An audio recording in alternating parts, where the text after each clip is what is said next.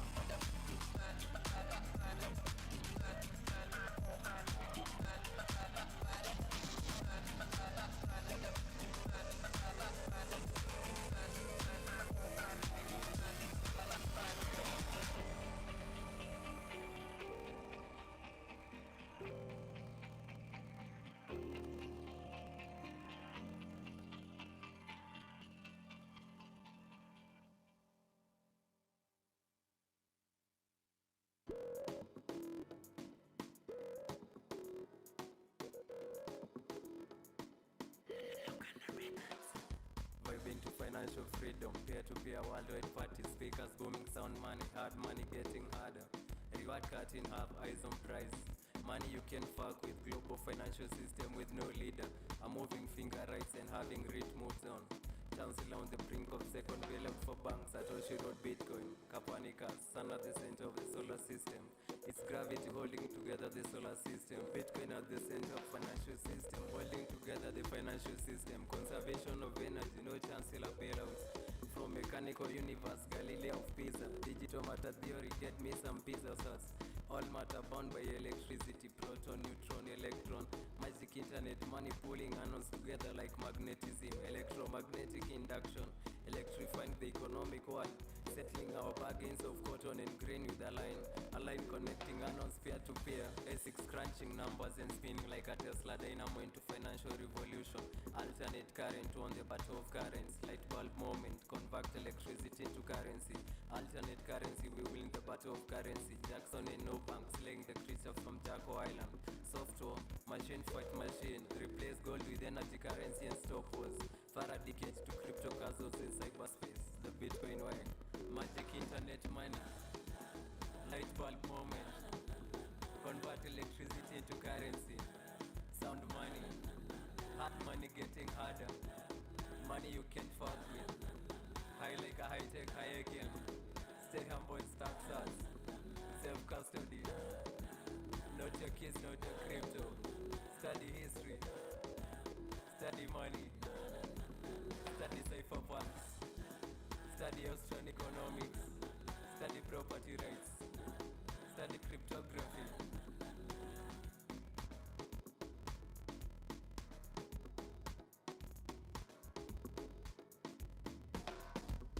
Full node on full send, unstoppable. Diamond hand my sauce, peer-to-peer electronic cash system. Turn up sound money, no third party. Lightning transactions, freedom to transact, proof of work, blockchain wizard, Odino enjoyers, digital energy, digital matter theory, Satoshi Nakamoto, get Bitcoin.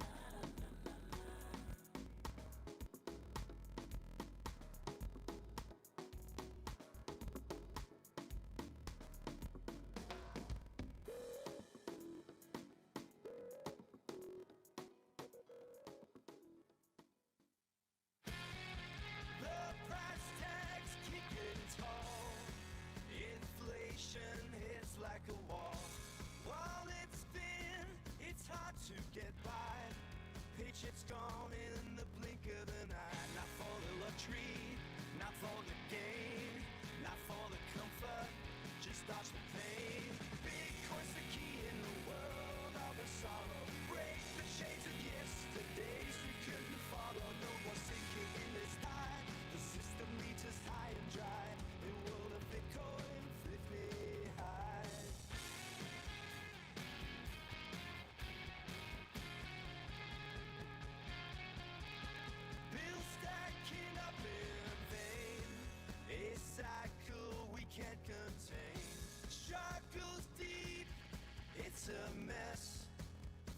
dreams feel like less and less. Not for the fortune, not for the art, not for the glory, just made to start. Bitcoin's the key in the world of our sorrow. Break the chains of yesterdays we couldn't follow. No more sinking in this tide. The system leaves us high and dry. In a world of Bitcoin, flip me high. We're tired of the lie. With fake ties.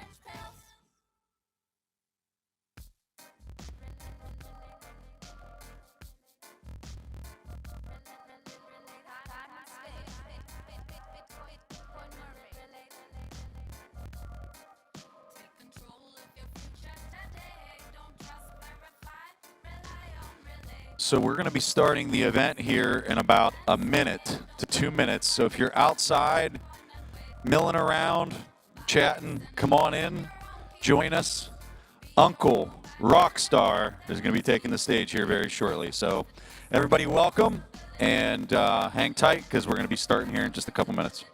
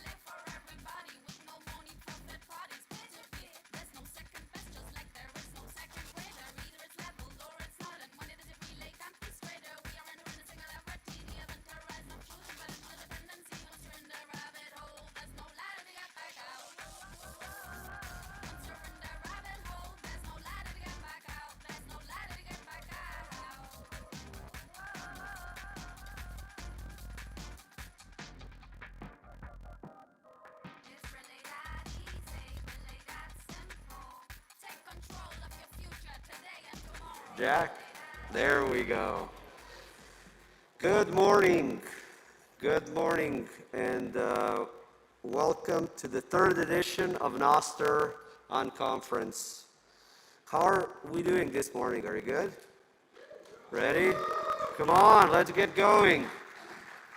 Let's get going, because the same way that we started going when only now like 17 months ago, we had Jack make this call to all of us, and we embarked on this incredible journey together. Jack shared this post, invited us to really anyone and everyone to contribute to a gathering of Nostr users, and contribute we did. Just 2 months after that post, we found ourselves in the heart of Bitcoin jungle for the first edition of Nostr World Unconference that we dubbed Nostriga. And it was really more than just an unconference. For me, it was really a birth of us collaborating and building together. And Nostriga really set the stage for what was to come. A community that won't give up and that will continue to drive Nostr forward relentlessly.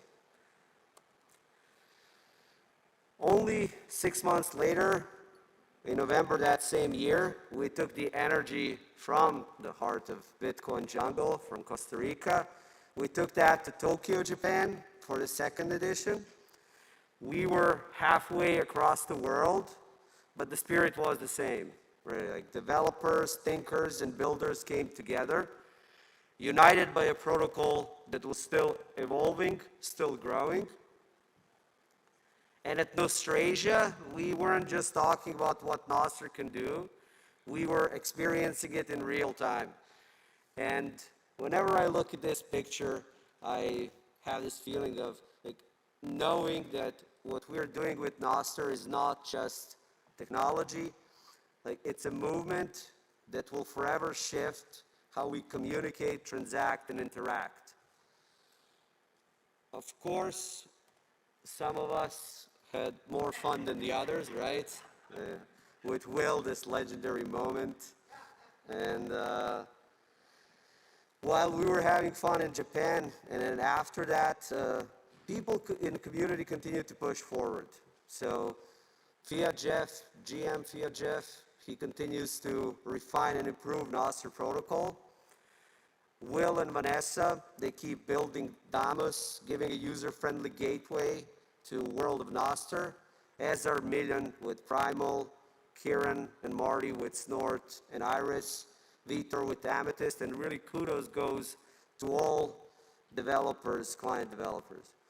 Pablo, he will be on all the stages, you know, as it is tradition. He continues to build numerous tools and inspire other developers to join and contribute.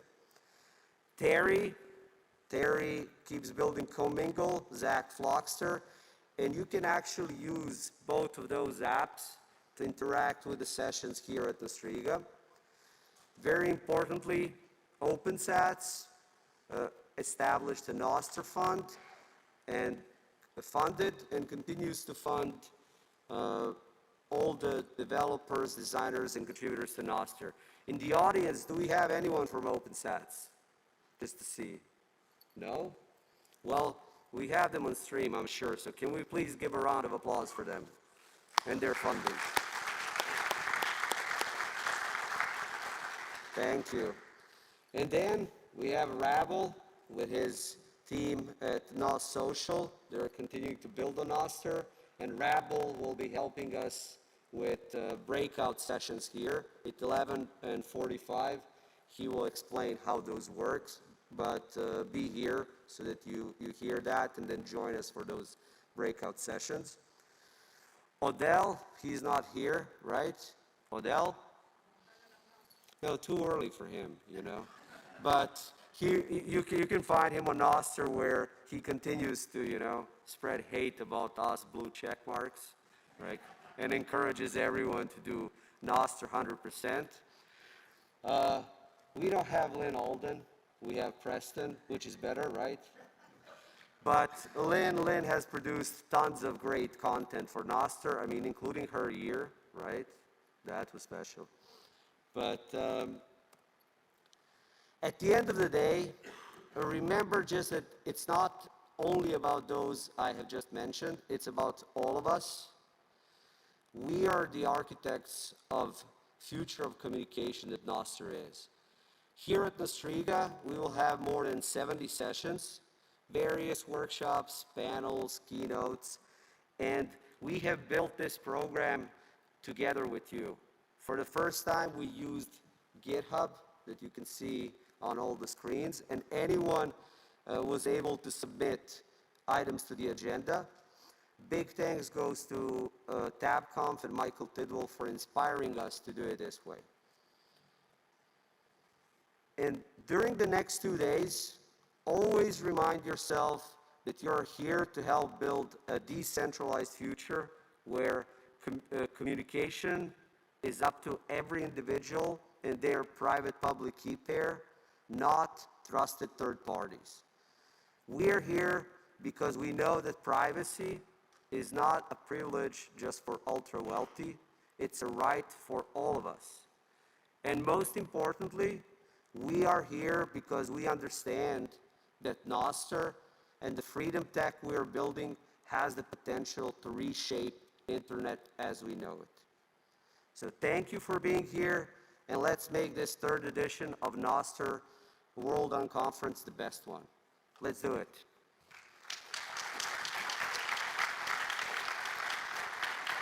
And to open it up, who better than the founder of Nostr, Derek Ross. Let's go. Applause for Derek. Come on, Derek. No, he's the founder. Thank you for the introduction.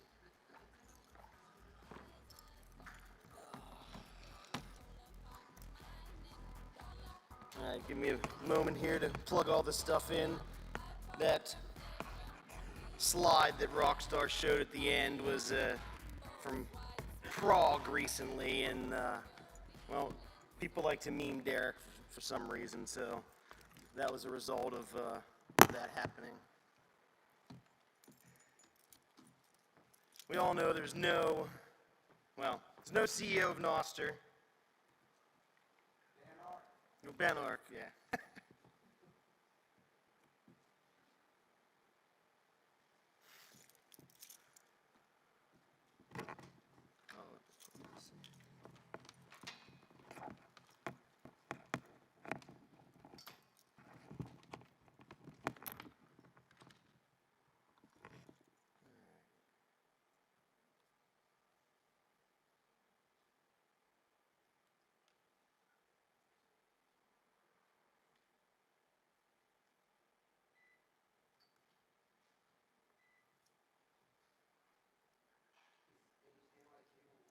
Now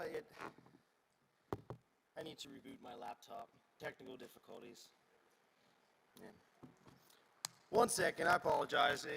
These live presentation gods, they're never kind to you. We tested this out beforehand. I had my slideshow up, it worked. And then, for some reason, it didn't show up. So give me 1 second to log into my laptop here, and then we'll get started.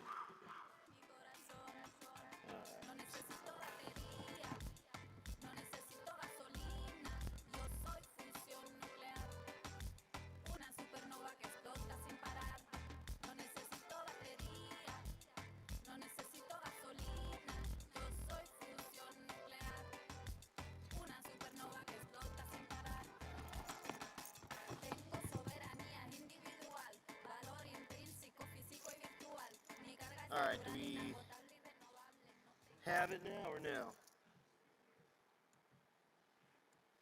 I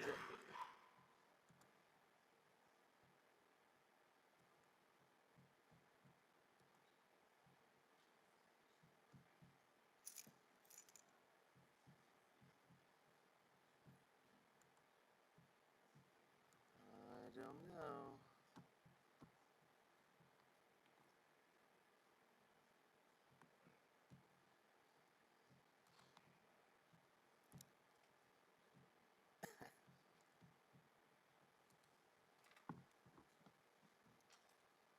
So I assume you're trying to display it and it's not being displayed? Is that right?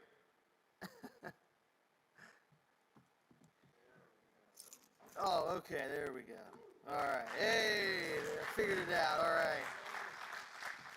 And I'll go back here.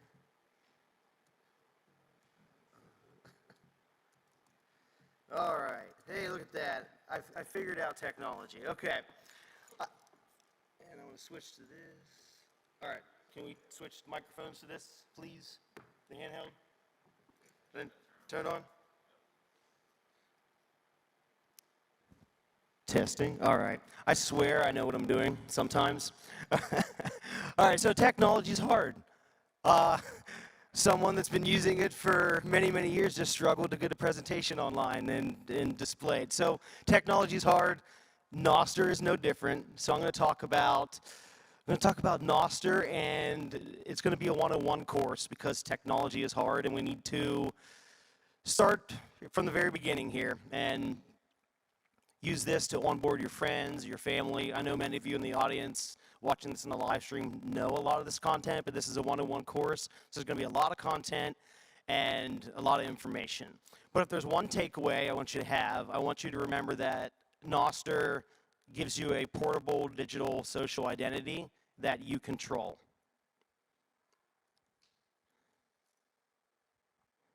All right. I didn't see it. Didn't turn this on. Still not good with technology. There we go. All right, now we're getting somewhere. Okay, so what is Nostr? Nostr is an acronym. It stands for Notes and Other Stuff Transmitted by Relays. One thing that a lot of people get confused about when they talk about Nostr is like, oh, do we need another social app on my phone, or do I need another social app? Well, Nostr is not just another social app. Nostr is not a platform.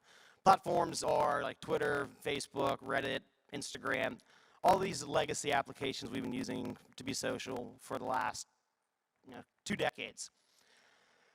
They're all centralized, they're all owned by one person or several social or tech companies, and it's very different from a protocol. Nostr is a protocol. What is a protocol? We use protocols every day. Protocols are a standard set of rules or guidelines on how to process information, and we use them every day. We use email clients, we use web browsers. If you use Hotmail or Gmail or Yahoo, you can all communicate, you can all exchange information, because it's all using the same protocol, no matter what application you're using. The same goes for web pages, and Nostr is very similar to that. For web pages, maybe you use Safari, or maybe you use the Brave browser or Chrome, or Internet Explorer. You use these different browsers, and web pages, they're basically all the same. Maybe a few bells and whistles here and there. Maybe the applications, the browser that you're using does something to differentiate a little bit from a competitor, but generally it's the same web page. That's because the web uses several protocols, but the hypertext transfer protocol. Nostr is no different here. Nostr is similar to email, similar to the web, where it's an open protocol and anyone can build. It's permissionless. Nostr is decentralized, though, more so than the web is nowadays, and more so than email is nowadays. But Nostr is decentralized because anybody can run any portion of Nostr that they want to. They can build any portion of Nostr that they want to. They can build some of the server infrastructure. They can build some of the apps that we use on our phone. And because of this nature, then you can take your identity, as I mentioned, and you can bounce that identity around from application to application. You can take it with you and have various levels of experiences all on Nostr, because Nostr is not just one application. It's many, many different applications. And because of this, I like to say that Nostr is the social glue that binds all of your applications together. So how do we get here? Nostr's a lot older than a lot of people realize. It started in November of 2020 by a guy by the name of Fiat Jeff. He did the first commit, I think, on November 7th. And he's a Bitcoin and Lightning developer. And he's a lover of dad jokes, as I am as well. He loves StarCraft. And he's Brazilian, and that's all we know about him. And that's all that matters. Fast forward about 2 years later, and there's a guy on Twitter. He said, hey, I wanted to fund some open source software. Some of you may have heard of him before. His name is Jack Dorsey. He wanted to fund some open source software, and a bunch of Bitcoiners started saying, hey, you should look at funding Nostr. You should check this out. And immediately everyone's like, what the hell is Nostr? I didn't know what Nostr was. A lot of people didn't know what Nostr was. And Jack then made a bold recommendation saying, hey, Bitcoin Twitter, you should check out Nostr. They share some of the same ethos. So we did. Jack ended up kind of kickstarting development, in my opinion, by funding Nostr and help creating the initial Nostr development fund. And here we are. Since then, as Rockstar just said, we've had 3 different conferences. We had the first conference in Nostriga in March of 2023. Then 6 months later, last summer, there was the Tokyo conference, Nostriga, and then here we are in Riga today. Just a screenshot of some legendary tweets by that random Twitter user here, where he recommended Nostr and kicked off development by donating 14 Bitcoin to our lover of dad jokes and StarCraft, Fiat Jeff. So why do we need Nostr? Well, like I said, why do we need another app on our phone? Why do we need this? Well, today's social media landscape is very, very broken. Every 3 or 4 posts that we see are advertisements. These advertisements steal our attention. These advertisements are set to enrage us and engage us. They keep us enraged. They keep us showing us controversial content. The algorithms are pulling this content forward to keep us engaged and steal our attention, to sell us more advertisements. It's a very, very cyclical cycle. And a lot of us leave social media, at least on legacy applications, feeling bad we doom scroll, you know, and humans shouldn't be doom scrolling. We should be bloom scrolling. We should be happy. But legacy platforms, they're just not good for us. They're centralized. They're, like I said earlier, they're only owned by a small group of individuals. But the worst part about it is that speech is very much captured today on a lot of social media. Like entire countries can be banned. How many of us know somebody that has been censored or banned or shadow banned? We all probably follow at least somebody. Maybe it didn't happen to us, but we probably know somebody we followed that it has happened to. It's wild that this is the world we live in, where speech is getting attacked now. So Nostr can fix this because it gives us the freedom to communicate, because there is nobody sitting at the top. You know, there is no CEO, there is no board, there is nobody making these decisions. It's just open, and we can do and say essentially whatever we want to, and can't get censored or banned for it. Nostr returns the power of speech to the people and gives us a true public square that isn't owned by one person and says, hey, I have the public square. Nostr puts the users in control by allowing us to be in control over our data. We can actually own our data, whereas on traditional legacy social media platforms, you don't own your data. It's not owned by you. We're in control of our attention with Nostr. We can control what we see. We can control our content. We control our feeds. And we're in control of our entire social graph that we can take with us. Very, very different. You've really never been able to do many of these things, you know, over the past 2 decades that we've been using social platforms. You just, it's kind of unheard of. So, since this is a 101 course, we got to get a little bit technical here. And all these topics I'm going to talk about are part of this Nostr 101 track that we're having here at Nostriga. So over the next 2 days, you're going to be able to go to other workshops and other talks and learn and do like a little bit more of a deep dive about some of these technologies, some of the stuff that I'm talking about. So if you want to learn more, you need to check out some of these other workshops. They're on the schedule up on the wall. So behind the technology, clients. Clients are just apps that we have on our phone. But like a web browser is a client, and an email is a client, essentially. So that's all they are, but we mostly call them clients. But they're just apps. That's all you really need to remember. Relays are just servers. If you're from the Bitcoin ecosystem, you may have heard like of Bitcoin node or a Lightning node. Essentially the same thing. A Nostr relay is just a Nostr server or a Nostr piece of software. We'll talk a little bit more about that. And since Nostr is very technical, we have to mention JSON, we have to mention WebSockets, but I'm not going to talk any more about that. There's a lot of very smart people here that are going to be talking about this, and if you want to dive a little bit deeper into some of the technology, there's some beginner developer sessions that are going to happen. Nostr, since it is so simple, anything and everything could be rebuilt on Nostr. Maybe not everything needs to be rebuilt on Nostr, but a lot of the captured web can be rebuilt upon Nostr. I mean that if we look at our apps that we use every single day, many of them have various social components. These social components could be rebuilt to use Nostr instead. It gives developers the ability to bootstrap a network and not have to start from zero, essentially. Nostr is very interoperable because of its open nature and because we're using a protocol. We have a set of standards. So any developer that builds a cool feature, another developer can look at it and say, hey, I like that. Or users can look at it and say, hey, my favorite app developer, I like this feature.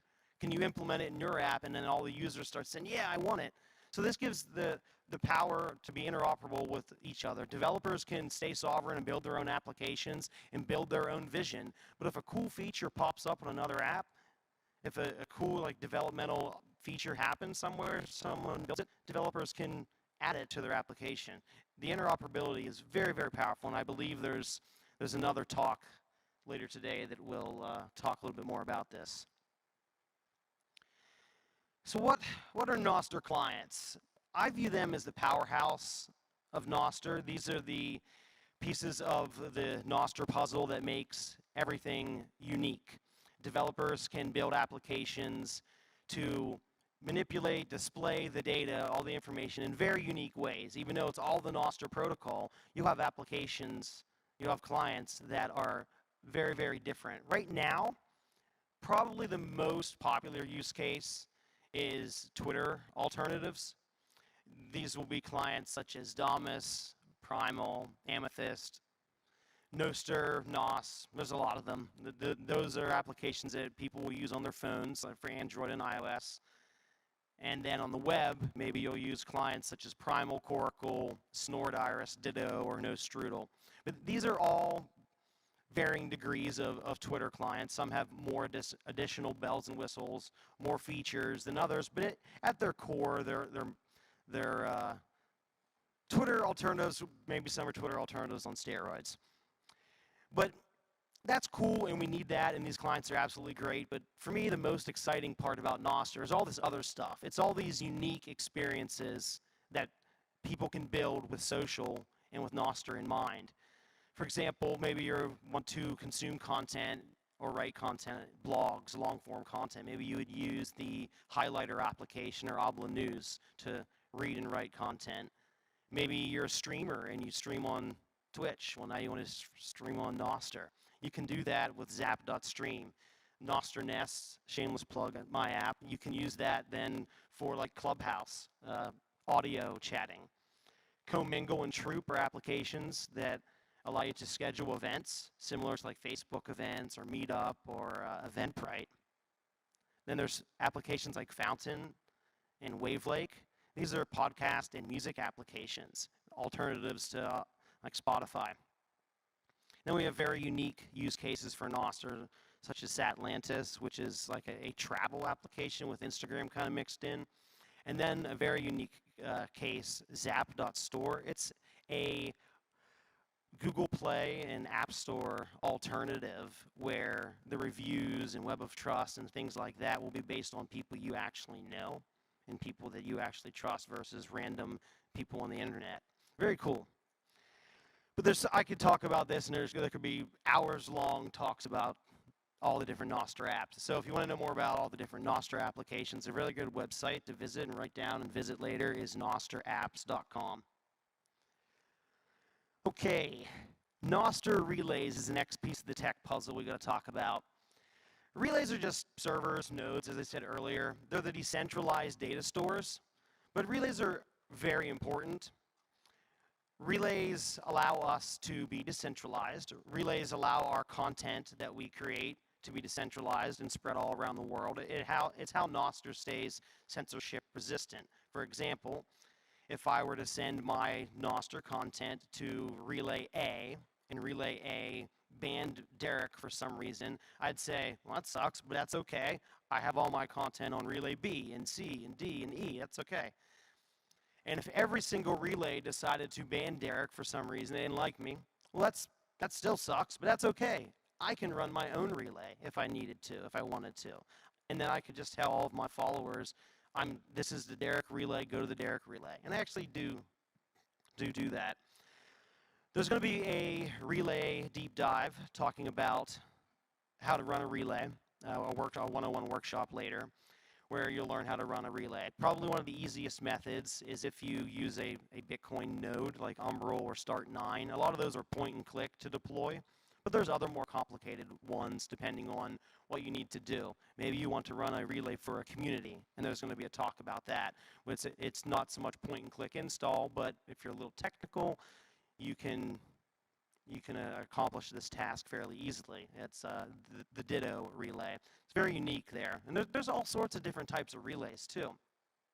There's relays that are for searching. There's relays that are for like DMs. And then there's paid relays, and then there's free relays. Should you use a paid relay? That's up to you. Paid relays are generally have less spam on them. Paid relays are nice because you're paying for a service. You're paying an infrastructure operator, and it's nice to pay for things. Then there's free relays. Free relays are probably some of the most popular relays right now, and the free relays sometimes have more spam on them. So maybe you need to fine-tune which relays you're using, or fine-tune your application and configure how the relays function. Some clients will let you choose which feeds the relays are pulling data from, and that can change and help your experience too. Like I said, more on relays. There's several other relay talks over the next 2 days. This is a graphic that was designed by a Japanese Nostrich, Nostr user, that kind of depicts what's going on here. We have relays that are sending and receiving data from various clients, and users are connected, or clients are connected to various relays. All right, so we need to get a little bit more technical here. I know Nostr is very technical. That's why we're doing this 101. So public and private keys. This is something that you've probably, if you're new to Nostr, you've never had to use before in legacy social media. You just didn't use it. You use a username or password, and if you forgot that username or password, you could probably use your email address to reset your password. Well, Nostr doesn't have any of this. We really don't have that. We have public and private keys. We're not going to get into the geeky, nerdy cryptography stuff, but just know that your Nostr public key is kind of like your username. It starts out with NPUB, like Nostr public, and then a whole bunch of letters and numbers, but you can never change that username unless you decide to create a whole new identity. That's the one you give out to everybody. You want everybody to have that so they can follow you and find you. But the NSEC, or the Nostr secure, Nostr secret key, that's the one that unlocks access to the public key. And you don't want to give that to anybody. That's like your password, and you can never change your password. So if you give somebody your NSEC, or you leak your NSEC, or it gets compromised, then anybody can sign social transactions as you. They can post content as you. And that's a bad time, because then you got to kind of start all over. So you need to keep your private keys safe. It's key management. There's an entire 101 talk that will be more in-depth about this, and I encourage people to go to it that want to learn about practicing safe NSECs. To practice safe NSECs, what do? Well, you abstain from putting your NSECs into any application that wants it. You need to trust the application a little bit before you give it your NSECs. To do so, there's varying ways to do that, to keep your keys safe. If you're accessing a lot of the other stuff, a lot of the fun, unique stuff of Nostr, you'll probably use a web browser extension. There's several of them. There's Nostr Connect, there's Albi, Nos2x. If you're on iOS, there's Nostr, and soon on iOS there'll be also Demus. And what these do is they manage your private key for you, and you'll get some type of pop-up message saying, hey, this website is trying to do something as you. Do you want to allow it, yes or no? And if you knew that you were trying to send a message or something like that, you say, yes, I allow it. And it manages the key for you and signs the social transaction, and you didn't have to give the application your key. There's other ways to do this. They're a little bit more complicated. If you use Android, you can use an NSEC bunker called Amber, and it'll hold your private key for you. And not all Android applications and not all websites, like some of the other stuff, they don't all support Amber, but many of them do. And what it'll do is it is very similar. It holds your private key for you. You get a pop-up saying this application is trying to do this. Do you want to allow it? If you've ever used an authenticator app on your phone for maybe for work or banking or something like that, and you have to authorize a login, that's very similar to these applications. There's going to be more talked about this in the private key session. So if you have questions about that, I would say check it out. What are zaps? Zaps are amazing. Zaps are one of the most exciting things about Nostria. It's so simple. Zaps are just really just Bitcoin payments that are aware that Nostr is a thing and Nostr works. They're integrated Bitcoin payments in Nostr. But they're so much more than a payment. They're really the best form of feedback that we have. Likes are cool, reactions are cool. You know, they'll bring, sometimes they may bring a smile or a laugh, but the best type of feedback, in my opinion, is hard money, is giving someone actual value for the content that you consumed. So if I make a shit post, post a funny GIF, meme, long-form blog post, whatever, if somebody liked it, sure, they can hit like, and I'll see that like, and I'll be like, ah, my friend Paul, he liked that. Thanks, Paul. You know, but, okay. But what if he really liked it, and he sent me, I don't know, 10,000 sats? We're like, oh, wow, he really liked it. I really appreciate Paul. I really appreciate that. He must have really liked my content. I should keep doing this. So it's a nice form of feedback that people liked your content. You can continue to create content. So it's a great form of feedback for content creators to get paid on Nostr. And the best part, if they're a content creator, they don't have to meet any arbitrary numbers like subscribers or followers, like Twitch and YouTube and all these, and Patreon, like all this stuff. And they don't have to KYC. They can just get paid directly from their followers. But because it's Lightning, depending on where you live in the world, it's sometimes easier said than done. Like in the US, Lightning wallets sometimes disappear, but there are solutions out there. Not every Lightning wallet will be able to receive zaps. Not every Lightning wallet knows that Nostr is a thing and is aware of Nostr. But every single Lightning wallet can send a zap because it's just a Lightning payment. It's just a regular Lightning payment. Some Nostr integration wallets that I know are really popular that I recommend. Wallet Satoshi, if you can use that, it can send and receive zaps. Same as Blink, Strike. Primal is a Nostr client I mentioned earlier. They have a built-in wallet, so it makes zapping incredibly easy if you're not really familiar with Bitcoin. You don't really know how to buy it, but you want to send zaps. The integrated solution like Primal really, really works, but it's not available everywhere. So like I said, it's kind of complicated. And then the geeky, nerdy stuff, if you're into Bitcoin and you've heard about eCash and nuts, well, there's going to be a talk about that, I think, later today by Pablo.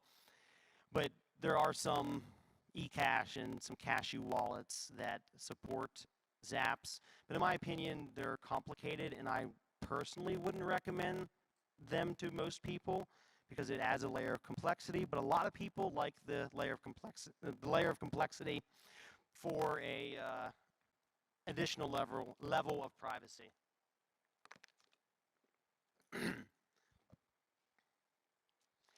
All right, so let's put this all together. Nostr is very technical. I talked about a lot of technical stuff. But over the past year and a half that I've been using Nostr, it's gotten way less technical in many different aspects, gotten much more user-friendly. But we have to remember that there is no centralized design team. There is no billion-dollar company with hundreds of millions of dollars to throw at marketing and design and user experience. A lot of these developers are one or two person projects. Maybe they're small companies with just a few people.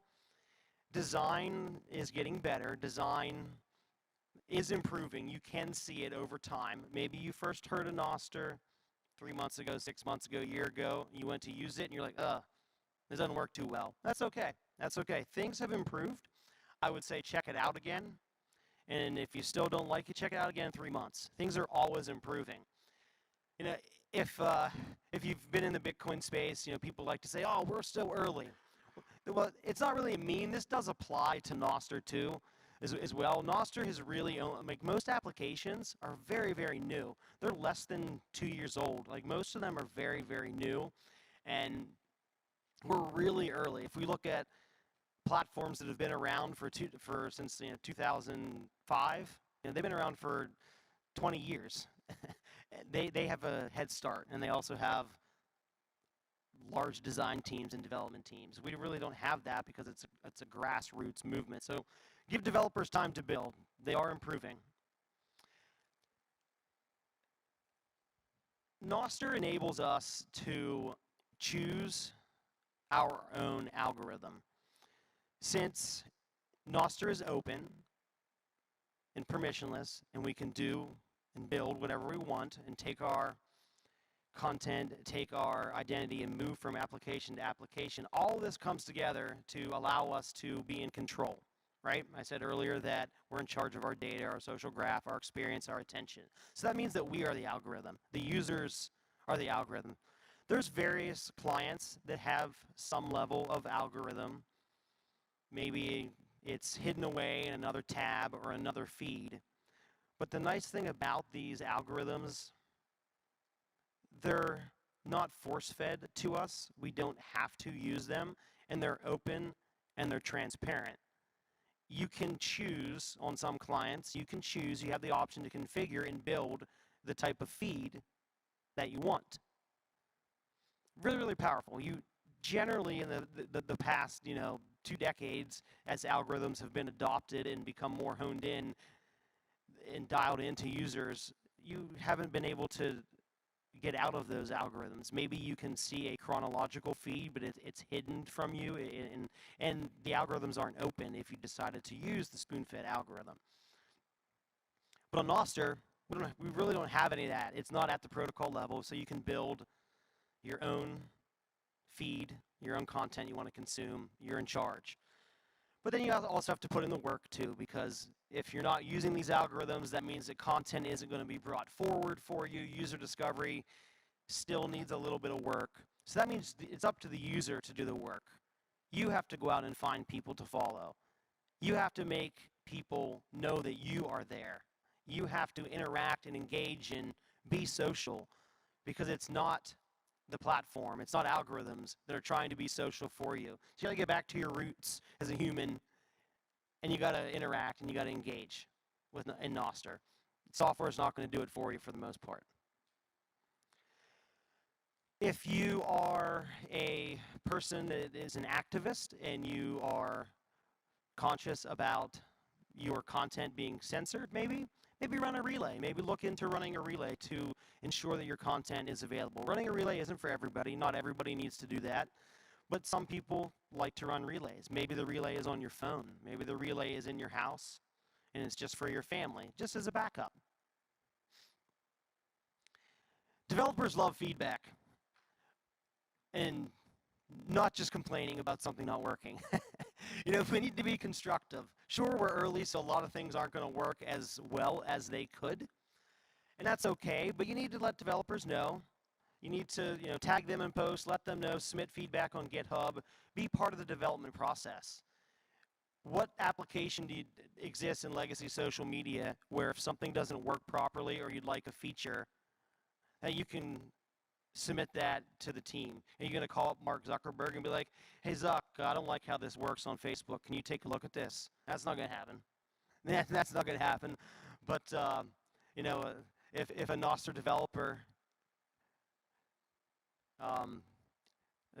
Nostr developers can do this. Users can contact Nostr developers and do this. It's very cool, very powerful to be able to have an issue and be like, hey, Million, this doesn't work right on Primal. Or, hey, Will, this doesn't look right on Damas. Really, really cool. You can't do that anywhere else. And I would say embrace zaps and the value for value economy. Zaps are really cool. As I was saying earlier, it's the best form of feedback. And it's really fun, it's really frictionless, and it's stress-free just to send a Lightning payment. If you've never used Lightning before, Nostr is a great introduction to Lightning. Nostr is a great introduction to Bitcoin, because you can just send and receive tiny little amounts of Bitcoin microtransactions to get comfortable with it. It's a great introduction. And if you are a Bitcoiner, you'll know that when you want to send Bitcoin to somebody, you would have to say, hey, what's your Bitcoin address? Hey, can you send me an invoice on Lightning? What's your Lightning address? Well, with Nostr, most people that are using Lightning, that are using value for value, will already have a Lightning address attached to their Nostr profile. So that makes Nostr the best Lightning address book that we have. And if I want to send somebody money for dinner last night, I don't have to ask him for an invoice or an address or anything. I just go to his Nostr profile, tap the little Lightning icon, boom, instantly send him money. So how do I use Nostr? Nostr is really complicated. There's so many different applications, so many different ways to use things, but it's all getting better, right? I keep saying it, it's all getting better. So to put it all together, how do I use Nostr? I use Amber on my Android phone. I use that to sign into Amethyst. I use it to sign into Fountain. I use it to sign into some web applications. It makes my key not leave my phone and be entered into random applications. But not everything supports Amber. That's okay. I have another option. I use the Kiwi web browser on Android. I use the Kiwi web browser, which allows me to use the Nostr Connect extension. And then I put my private key into that extension. And then I can use that to sign into a lot of the other stuff applications. If you're on iOS, you would install the Nostr, or soon the Damus app will have a Safari companion app with it. So you install those applications, and then it works with Safari. On Android, it's a little bit different. You can't use it like with Chrome, the default browser. Chrome doesn't support extensions on mobile, so it makes it more complicated. I run a relay in my house. I run it because I'm a tech nerd and I think it's cool, but I run it so my wife and I can have our content go there. It acts as a place for our content to always live. And not everybody in the world can write to it. Nobody can write to that relay but my wife and I. But everybody in this room, everybody watching this on the live stream, everybody in the world can access our content by subscribing or adding our relay to their list. It's readable by the world. That's really cool. I also run a relay on my phone, which allows my local drafts to be sent and saved to my phone, as well as all my content. But I use it for drafts to be sent locally or offline. If I were to compose a note right now with no internet access, I would send it to my local relay. And then when I'm back online and connected to Wi-Fi or cell service, I can just rebroadcast it and it'll send it out. I use Amethyst as my #1 Android app. It has a marketplace, which is going to be a talk about that. It has DVMs, which are these algorithm things. There's going to be a talk about that. But because Amethyst has all of these different Swiss Army knife tools, sometimes performance leaves a little bit to be desired. So I also use another application. I use Primal. I use the two of those.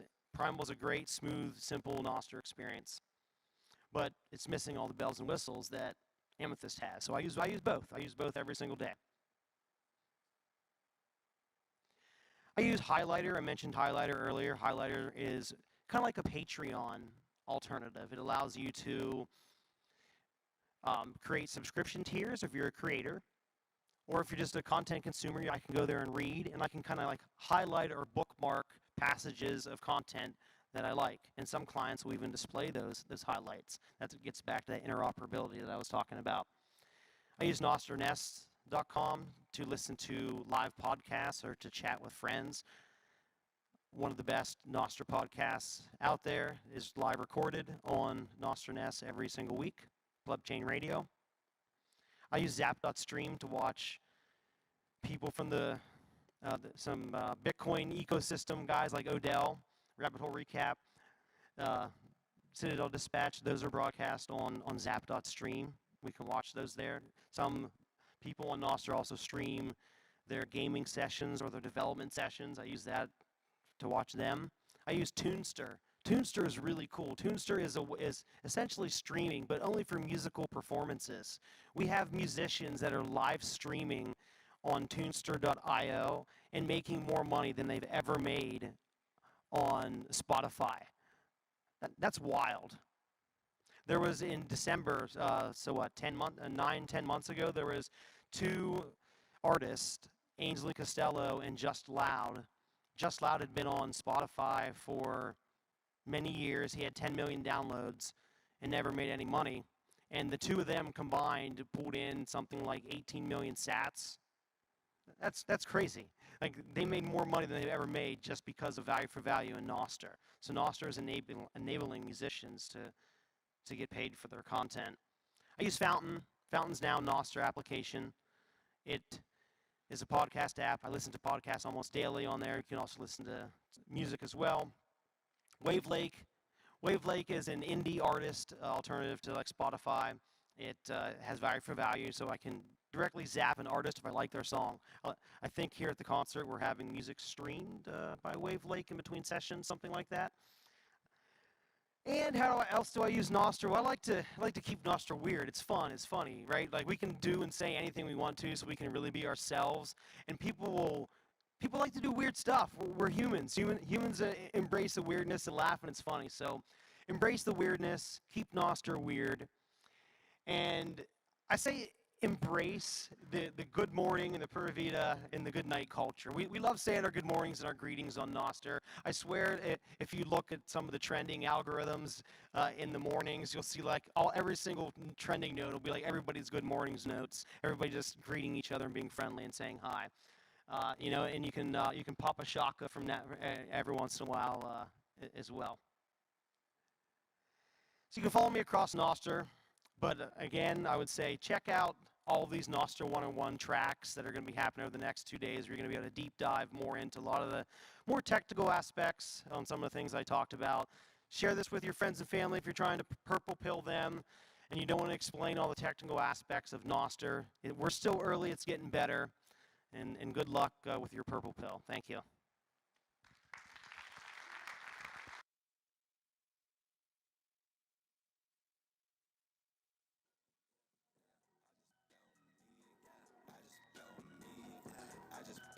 All right, who's having fun? Who's having fun in Riga? Who saw the rat last night at the basement? Raise a hand. Yeah, there were some people that saw the rat. Thank you, Derek. Phenomenal job. It's always nice to baseline yourself and kind of think through things from first principles, and that was the intent there. You know, I'm reminded of Jack Mallers when he goes on CNBC and he says, how in the world are you ever going to compete with an open source project like Bitcoin?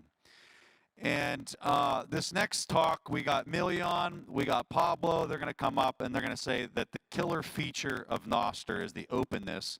And they're going to talk about all those wonderful things. Before I step off stage, I want to give a hand to all the volunteers, all the people that put this together. Marcy is running the Nostriga behind the scenes as the lead. And if you guys could just give a round of applause to all the people helping out, because this stuff takes a lot of work, a lot of work. So, okay, Milion, Pablo, kill it. Thanks, Preston. Yeah. Hey, guys.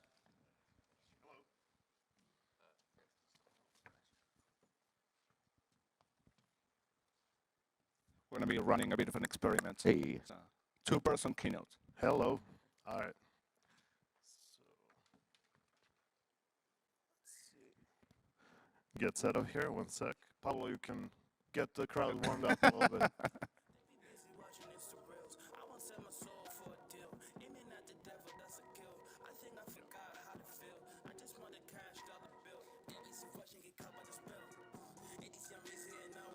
Starting about 5 minutes early. That means we got some extra time. That's good. Can you see us, guys, still?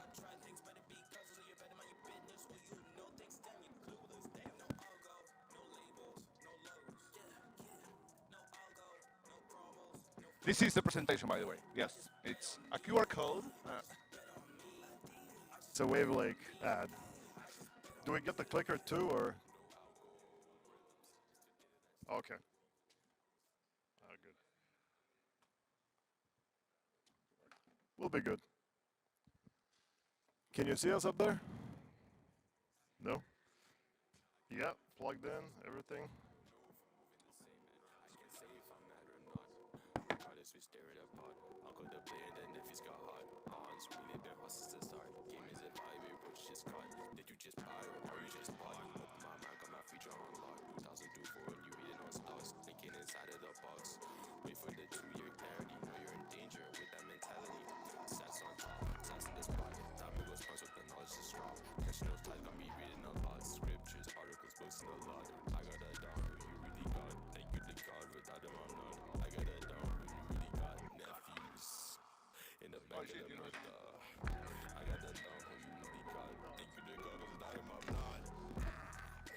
All right, so USB-C.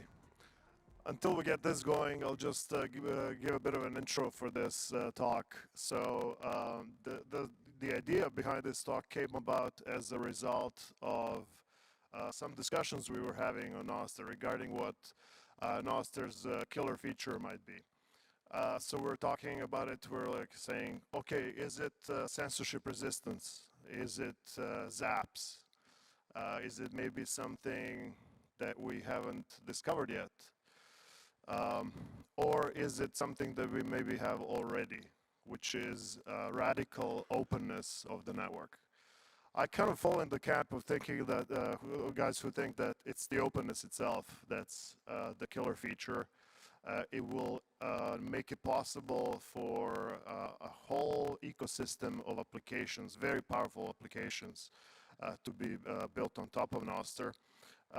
These applications will look and feel like a next generation of applications that people are typically used to in the kind of traditional legacy web that we have today. And if we can get our screen going, we'll show you some of that today. Anything else you want to add, Pablo? Yeah, I think, I mean, the point we're going to try to make is that Nostr, like one of the things that is most remarkable about Nostr is how open it can be. And the point we're going to make is that we can choose to embrace and lean in very strongly towards that openness. And I think that's what sets us apart from the rest of the web, where they are forced to lean into the closeness, so particularly with AI, particularly with what's happening on Twitter, with the KYC for creators. I think those trends will continue and they will self-reinforce. So those systems, those legacy systems, will continue to become more and more and more close. They will continue to silo more and more and more. And if we run in the opposite direction, if we lean in more and more and more towards the openness, we have a winning hand, basically.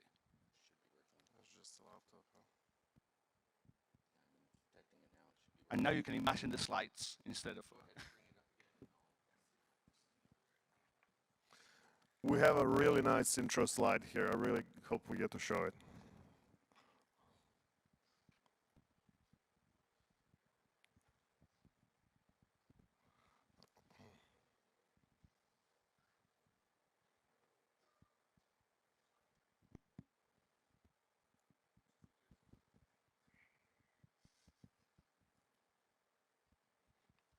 We're still 1 minute ahead of schedule. That's anyway. true, actually.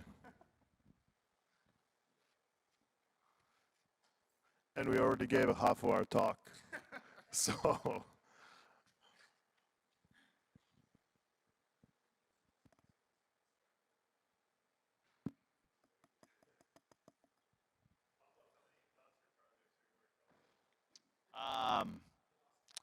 Yeah, it's hard to tell. Probably like, I don't know, infinite.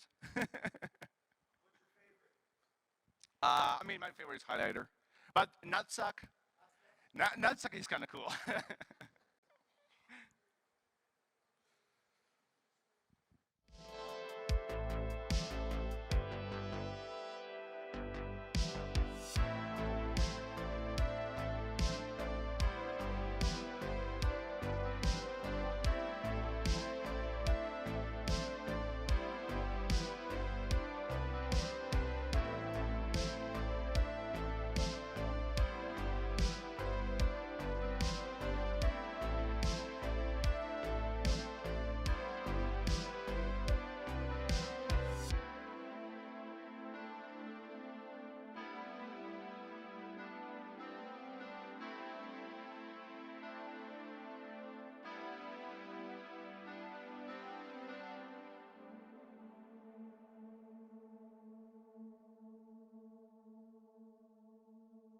Question for these guys, raise your hand. I'm going to come over and you guys can throw it at them.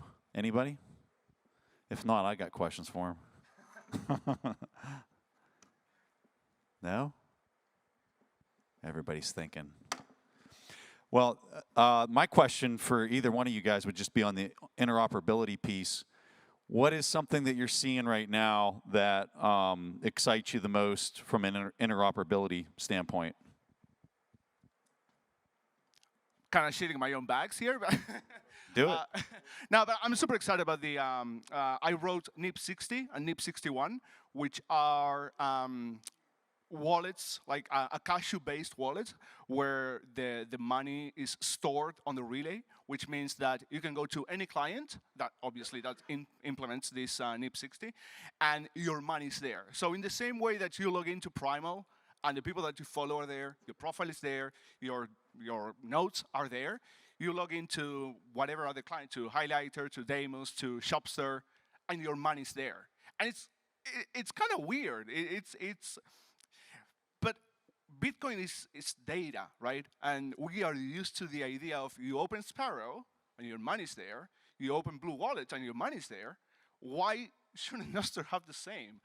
So I'm super excited about that idea, the idea that someone can come to Nostr, they don't set up a Lightning wallet, they don't download wallets of Satoshi, they don't have to go through all these steps. Their NSEC is the access to their money. They are immediately zappable.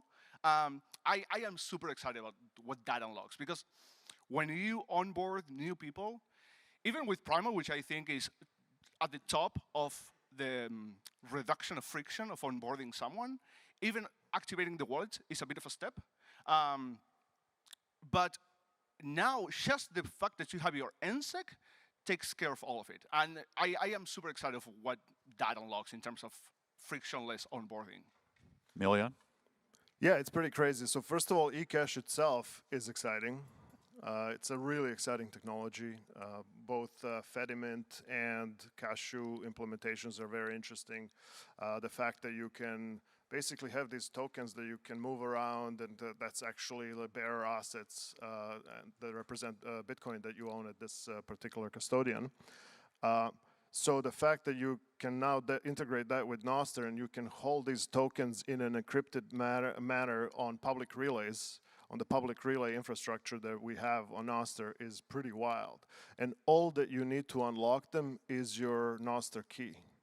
So your Nostr key unlocks not just your Nostr identity and the Nostr content and so forth, but also this kind of spending money that you have on Nostr that you can just store securely on the public relays. That's mind-blowing. How did you come up with that? I mean, in retrospect, seems obvious, like a lot of things, but... In retrospect, it seems so obvious. I don't remember. I think I was just thinking about how can I make the onboarding experience for new writers that come to Highlighter. How can I make it better? And always the Lightning Wallet part was like, man, what a pain. Like how can I reliably do this in a way that is not asking people, okay, go and download this thing and copy the secret here and do the Nostr Wallet Connect dance and scan this QR code. It's so much. Like, for technical people, it seems like nothing. It takes us literally a minute to do it. But for a non-technical person, or someone that is just doesn't have, they don't see the value yet, receiving a SAP without going through all these steps, it's too much. It's a big ask. So I want to reduce the ask, allow people to experience these things. Once they experience all this magic, they will invest the time. They will figure out the answer. They will figure out all the things that they need to figure out, but they need to be able to experience it first. And the friction is usually related to receiving on Bitcoin, right? Like, let's say if you have a Lightning, self-custodial Lightning wallet, it's not so simple to set it up so that you can receive right out of the gate. Where with the solution that you came up with, you can receive, the moment you have an Nostr account, you can receive money. You can receive immediately, which is kind of wild, yeah. I saw the slides come up. Are we ready to jump there? If not, I have another person that's ready to ask a question. Anybody else out here before Ben Perrin takes the next question? Doing the Q&A before the session is the way to do it. Here we go. Here's man. the slides. Yeah. All right. Here we go. Let's go. I told you it was a good-looking Nostrich. Thank you. All right. All right, yeah, we already set the frame of what we're going to be talking about, but yeah, the basic idea is we can lean in towards the openness, where the rest of the world, the rest of the legacy web, must lean into the closeness. Yes. So as I mentioned previously, we were all discussing what's the killer feature of Nostr, and it occurred to me that it's probably something that we have already, which is this radically open network. So there are multiple categories of openness. So there's the public relay infrastructure that we have that we kind of take for granted right now. But it's probably good to kind of stop for a moment and just acknowledge, hey, we have a couple of thousand relays that are publicly accessible to anyone to post messages, to post content, to communicate, and do a bunch of crazy stuff like what Pablo just came up with literally like weeks ago with eCache, storing eCache and so forth. So this is already available to us, and it's open, publicly accessible to anyone. Then we have these things like the identity layer, the social graph, and the associated web of trust. We talk about this a lot. It's a massive deal that the Nostr social graph is open to anyone to participate, not only to users, but also to developers to build on top of. So these top two items we have on this list are fairly obvious, so we're not going to spend much time talking about it. The following several items are more interesting to kind of dive into, and our presentation is going to focus on those. So content discovery, the ability to have a cross-section of open content types is also extremely interesting. Actually, that part blew my mind when I realized how this is going to unfold. Then we have things like paid subscriptions and wallet infrastructure that we already touched on. So yeah, maybe let's dive right in. Next slide, please. No. Oh, here we go. Content discovery. All right. Okay, so there are a few ways. So content discovery is kind of the thing that it's became kind of a cliche that in Nostr is kind of broken. It's just like Derek said before, it's just early. I am very hopeful because I see that discovery is getting to the point where it's going to become much more normal to have access to discovery tools. One of the options of doing discovery is DVMs. And we have a few clients that had implemented DVMs for like a year or so. The domain data vending machines, I got the renewal notice like a few days ago, so literally 1 year. So we have Noogle that allows you to see all the different DVMs, and just high level data vending machines, DVMs, are kind of like algorithms or compute that you can ask to do something, and so you give it a bunch of input, and it gives you one output. In this case, for the feed marketplace, we give it the input of give me stuff, and stuff can be just anything. So here we have Amethyst, which released DVM support probably like a month ago. And you can ask for all kinds of really weird stuff, like very specific, very long tail stuff. So one note per follow, or stuff that is trending on Mostr, notes about animals for some reason. And do you have in the next slide, we have more screenshots? No, no, okay. So we have Nostrudel, for example. It's kind of funny. We were working on the slides, and we wanted to put a screenshot of Nostrudel. And in between taking the screenshot of Amethyst and the screenshot of Nostrudel, which didn't make it into the slide, but there was a new DVM. And the guy behind Nostrudel was having dinner with us last night. But his product got better without him doing anything. Something just appeared into the marketplace. Someone came in, brought a new algorithm. He didn't touch a single line of code. He was not even aware. It was completely permissionless. But his product got better. And yeah, you want to take the next one? Sure. So I guess the big takeaway here is that we already have a feed marketplace on Nostr. So, and it's exposed using the DVM technology that Pablo also came up with. So data vending machines. There's a way to publish these, let's say, feeds, and there's a way to consume the feeds within a few clients that already implemented it. We mentioned Amethyst and Nostrudel kind of leading the charge here. So congrats, guys, on that. On Primal, I'll give you a bit of a preview on what we're doing on Primal 2.0. So we'll have the feed picker, like we do now, a little bit more expanded with a bunch of built-in feeds. Then when you click the edit button, you'll be able to, right there in the main UI, organize your set of feeds, toggle them on and off, and change order and things like that. But then there's the add feed button right there, which shows the feed marketplace within the app itself.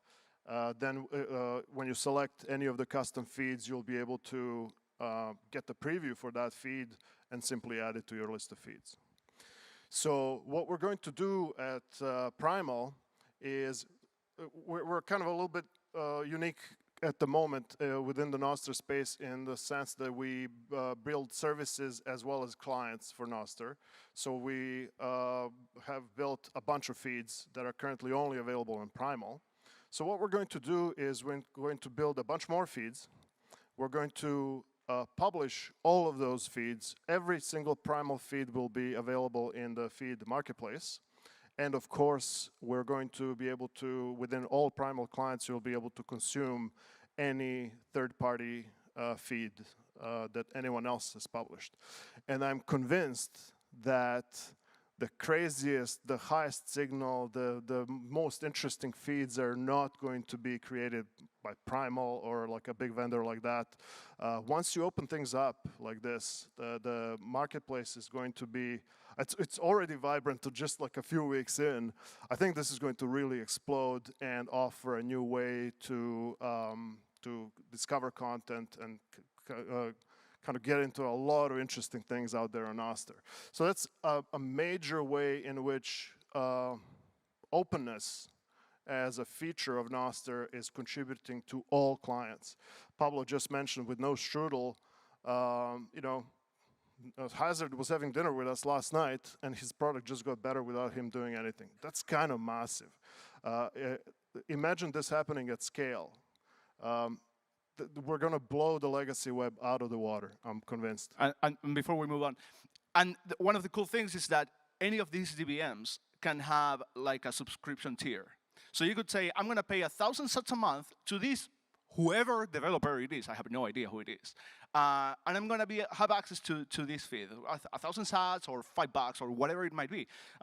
So this is a way where from Primal or from Nostrudel or from any client, someone can interact with someone's business.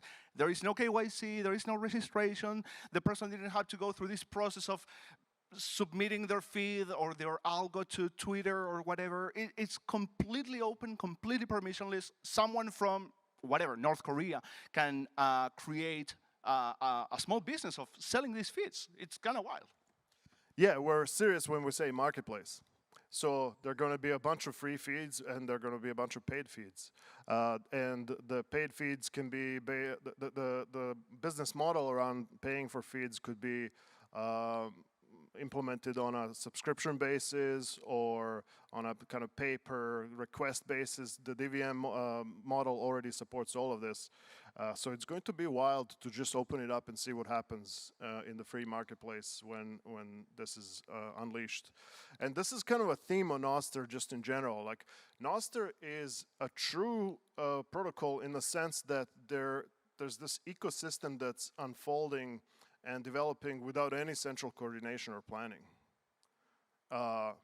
It's just a bunch of actors building stuff, users using stuff that they feel is useful, paying for services that they feel are useful, et cetera, et cetera. And as a result, the protocol itself is getting stronger and more vibrant.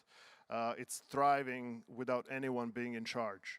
This is kind of a big deal and doesn't happen too often. It's actually pretty rare to see something like this happen, and makes me incredibly bullish on Nostr. All right, content types. This is my favorite part. This is the part that kind of blew my mind. Okay, so here's Medium. I just opened the Medium app to read an article, and I made a highlight here. Medium is a nice kind of system for reading long form content, and the ability to highlight anything within Medium is a great feature. And then you can select the highlight and kind of collaborate around it. You can make comments on a highlight and so forth. Cool. But it's completely closed in. So this highlight that I created here might carry quite a bit of signal, but it's forever trapped in the Medium silo. And as a result, even though Medium has been around for quite a few years now, we don't really see a lot of collaboration. We don't really see a vibrant community of people commenting and collaborating around these highlights. And this is Highlighter, a Nostr application showing a long-form note that Rabel recently published about Nostr delete. This is what it looks like in the mobile app. And I created a highlight here as well on Highlighter. But Highlighter is a Nostr app. It's a properly designed Nostr app, which means that it is using standard Nostr events for publishing long-form content, and it's also using standard Nostr events for things like highlights. So any Nostr client is able to leverage content that's being created on Highlighter, both in terms of articles that are being published, but also artifacts that are related to articles like highlights. So a client like Primal is able to tap into this content that's widely available on Nostr. And this is a preview of the next release of Primal. This is what the same article looks like on Primal. Highlighter and Primal are different types of clients in terms of our core competencies and the way we want to present and structure content to our users. So every client developer can make decisions on how to best present this type of content to their audience. But here's the same article, and here's the same highlight that exists on Primal. And then we can select those highlights and show the highlight activity, and there already is like probably more activity of these highlights than you get on Medium, which is wild. You can select this highlight, you can quote it or comment further and so forth. Here's what it looks like when you just select the quote command. It opens the dialog, your note editor basically. Allows you to add a note while referencing the highlight itself and the long form note, and you post this to your main feed. So in the Primal main feed, you see the comment, the highlight, and the link to the long form note. So right out of the gate, we already are going to have better UX than what Medium is ever able to offer. And this completely blows my mind. So then apply the same concept to every content type that exists out there. Think about a podcasting app like Fountain, for example, allowing users to create highlights of or clips within podcasts and so forth, and publish those as Nostr events.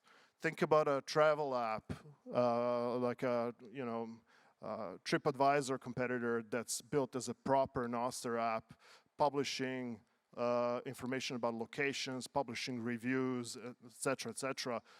If implemented properly, all of these things become Nostr events that make Nostr massively bigger and massively more powerful, and create all of these artifacts that any Nostr developer can step in and use in a way that makes sense for their app.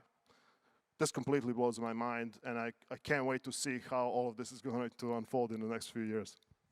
And one of the interesting things is that Medium has been around for however long, for a really long time. Still, the conversation that happens around the highlights and the comment section of articles usually is kind of a shit show. There's not a whole lot of signal there.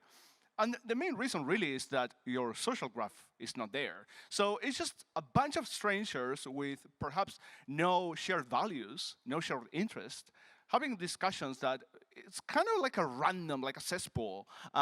Whereas here, I create a highlight, it will go to the people that follow me, And I will have interactions with the people that I'm already interacting and like expanding throughout like the social graph and the web of trust. But it's much more relevant and it's much more vibrant because the highlights and the conversation itself can happen on the same medium. So I think this is super powerful because you see content creators, they push people to share their content to their networks. But this happens in a much more organic, long tail way where I'm sharing the stuff that resonated with me. I read an article that Milian wrote and I share part of that article that resonated with me and we can have a conversation around that part of the article. I think that's super powerful and it's going to bring more high signal conversation, which I think is kind of one of the ways where Nostr can grow, where we can go and create highlights of stuff that is just broadly on the web.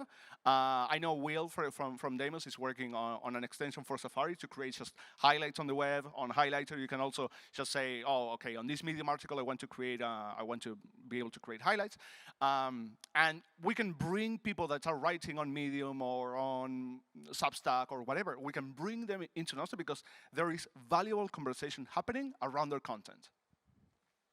Exactly, and these artifacts get posted in these microblogging feeds, which are typically kind of most popular, most frequently used by users, and they're a great discovery tool for long-form content.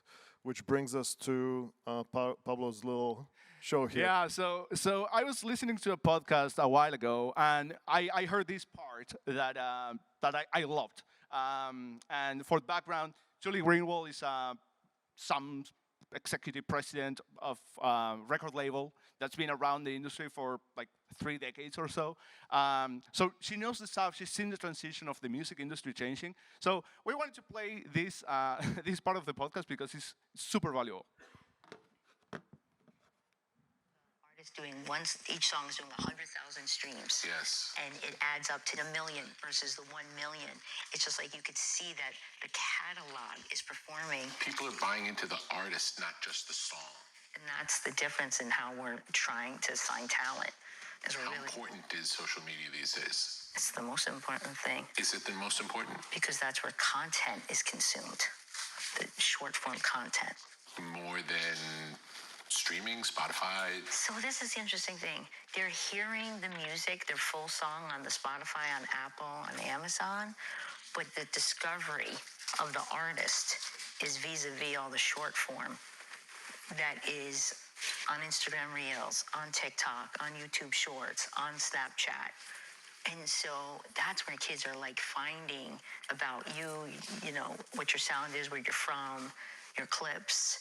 And then they're coming in to hear it on the streaming platforms because that's where their library is.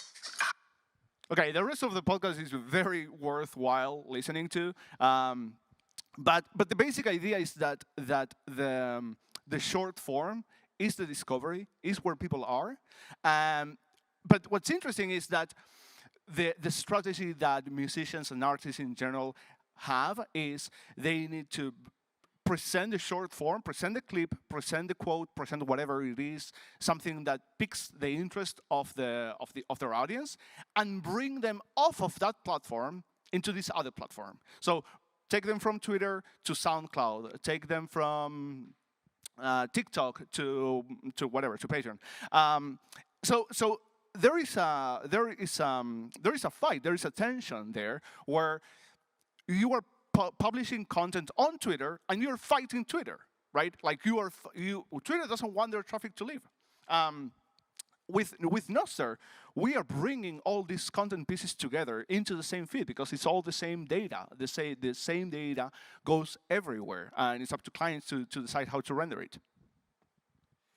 Incredible, yeah. Twitter famously, or X, I should say, under Elon Musk, famously stopped. I refuse to call it X. It's X. It's just X. It kind of nicely delineates old Twitter to whatever this thing is now. But yeah, X famously stopped linking to Substack. which was a major problem to Substack creators who were using Twitter as the kind of top of the funnel to bring content over. We're not going to have any of those problems on Nostr. In fact, we're going to lean into this openness and just create experiences that are far better than any of these platforms individually can create. All right, paid subscriptions. So Highlighter allows creators to create paid subscriptions for their content. And you can use the Highlighter application to create the paid tiers and so forth. But and you become kind of a paid content creator.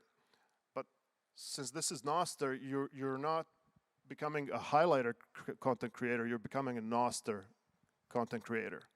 And then your paid, the information about your paid tiers is published on Nostr, is available to all the other Nostr apps to plug into and enable users to subscribe to your content. So you create your paid tiers on Highlighter, and then you can use Primal in the upcoming release and just discover the content you're interested in and subscribe right there. Anything else to add here, Pablo? No, yeah, let's go. We're kind of running a little short on time. Wallet infrastructure. Yeah, so I can already briefly discuss this, but it's this idea where your wallet, like the whole thing, is based on your private key, and it's using cashew tokens to save your money on the relays, which means you go from client A to client B to client C, and your balance is the same everywhere. You can spend, you can receive. It's the same experience we currently have with our follow list. It's the same experience with the money. You receive 1,000 sats somewhere, and you have 1,000 sats on your wallet. You go to any other client, and your 1,000 sats are there. It's just magically there. Yeah, this is I know from Kali, where like he captures the excitement of how crazy this the experience is. All right, so a bit of a reality check for us. Nostr versus the social media complex. In terms of users, this is kind of roughly how we stack. We don't have that many users compared to Twitter, for example, and Twitter is not even the biggest social network out there. And then competitors like ActivityPub, Blue Sky still have more users, probably, than Nostr. However, when it comes to developer kind of mindshare adoption, I think things are leaning rapidly in the other direction. I mean, how many developers does Twitter have? All of these guys probably that we have on the diagram are just Twitter employees. If you make the graph of clients, it's just Twitter. That's it, because they closed their API, or I mean, roughly they kind of closed their API. Whereas Nostr, we thought about making the same chart with the clients, and then we figured that there were so many logos for Nostr that we didn't even try to capture that. And to have this difference be so stark, so early in the game is incredibly bullish. So I think we're gonna make it, fam. Okay, thank you, guys.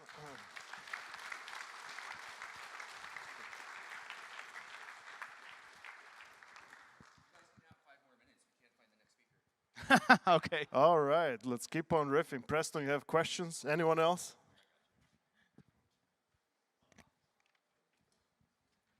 You guys know the deal. More Q&A. Oh, we got lots of questions now. All right, let's go over here. Hold on. I saw a hand go up here. Where was it? Hey, guys. Why do we have so many more developers than the others, you think? How many what? Why is there so many developers coming here? And I had a question on that slide too. Was that pre-Elon, those numbers, or? Those were directional numbers, no? No. So developers, I've been around like developing stuff for a really long time. Nostr by far has been what has captured my imagination the fastest and with the most gravity. I think the fact that it's so easy to build stuff, or it seems so easy to build stuff on Nostr, and how broad the design space is. I think that's why, like, you can create all kinds of applications, and you get the most annoying problems of launching something new solved for you, like users, database, running infra, like all, yeah, especially users. I would say users is like the most, the hardest problem, right? Like, so I think that's why, and it's just the product is so malleable, so composable that it's like very easy to come up with new ideas and put them together with all the Lego pieces. First of all, thank you for a great question. Why are so many developers flocking over to Nostr? It's for all the reasons that Pablo said, and probably the main topic of our talk is openness. So as a Nostr dev, on day one, you can plug into this existing social graph and the existing user base that's open to you. And you can also utilize all of these content types that are the artifacts that we talked about. You can put them together the way you think is interesting. Like the amount of innovation that we're going to see here, I'm sure is mind-blowing. You can plug into the existing wallet infrastructure, et cetera, et cetera, et cetera. Those are the reasons. Openness, I think, if in one word, I think is the reason why why developers are coming to Nostr. All right, Ben. Yeah, so I had a question in and around, obviously you've integrated so that, you know, you can have eCash that is allocated to your NSEC. Is that also, the two-part question, is that also possible with Fediments? Okay, so yes. And given that you're going to see people that are using a private key for both now their social online presence and money, and people may be having decent amounts of money there at some point in the future, are there mitigations for the risks of dealing with that? And is there a way to, even though it's with a single NSEC, is there a way to kind of keep that secure but also keep it not incredibly difficult to easily post at the same time? Yeah, I love both questions. Yeah, I thought a lot about both aspects. The Fedimint part. So I started with Cashew because Cashew is like super simple and it has a lot of traction already. The way I see it is, it would be really cool if you keep on your Cashew, it's NIP60 wallet, it's the NIP that I use. So you can keep your pocket money, your pocket change on a Cashew wallet, and also this is across mints, right? So you could have whatever 10,000 sats on 10 different mints, and say when you get to 20,000 sats in one of the mints, your wallet automatically, or with a click of a button, it moves part of the balance into a Fedimint immediately. Like maybe you don't even know that it's happening. It's just you see a balance. Okay, I have 120,000 sats. Some of that money is on this mint, this mint, this mint, and this Fedimint. All these, and I think that's where Moon made a really good advance with a unified balance. We can do the same thing with this. With regards to the other question, yeah, I thought a lot about that because, okay, most people, they log in into a client and they say, oh, allow signing everything, give permissions for everything, which, you know, okay, it happens. So we need to design around the fact that people do that. So in NIP60, I added that you can have multiple wallets, right? So you can have a wallet that is literally the name is Pocket Change, and you can have another wallet that is called checking account. One of those wallets can have a symmetric password. So to spend from that wallet, you need to provide the client with an explicit password that you need to type, right? So it adds a bit of friction, but in return, you can have a wallet that is just, okay, you don't have to ask anything. It's just you can spend, you can receive, whatever. And then when that wallet gets to 50,000 sats or 20,000 sats, it moves the remaining into the other wallet. So if I want to spend from that wallet, I need to provide the password. So in that way, this is not to keep, obviously, your life safe. Like, this is not cold storage in any way. But it's one more tool. It's one more Lego piece that we can design with.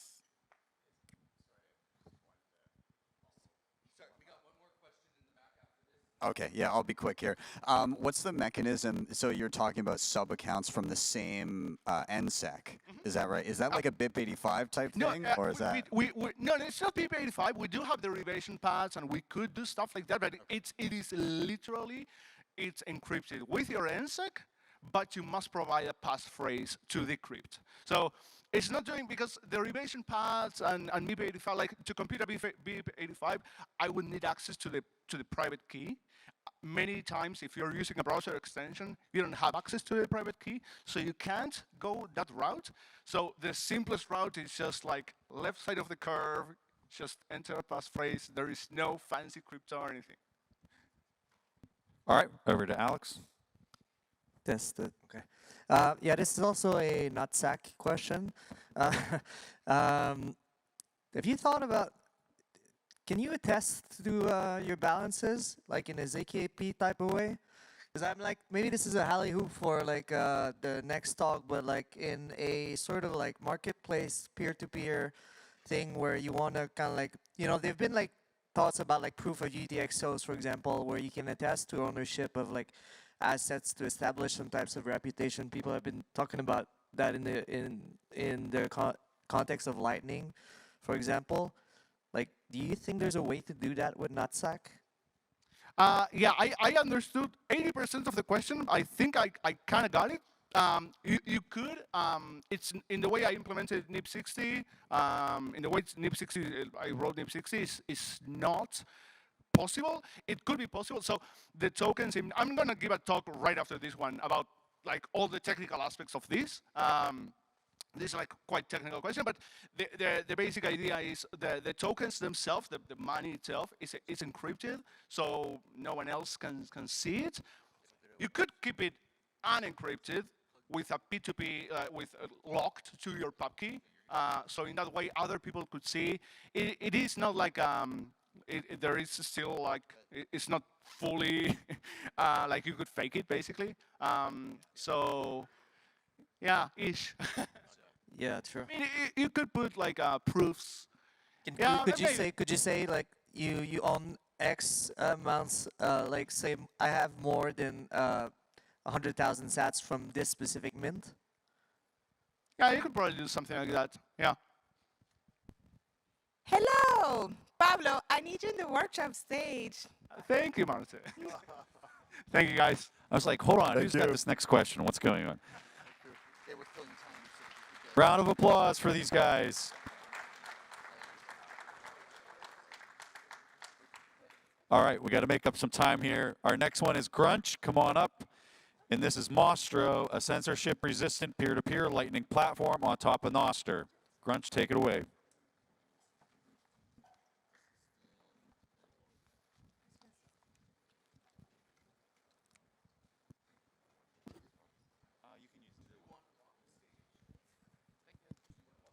With the mic.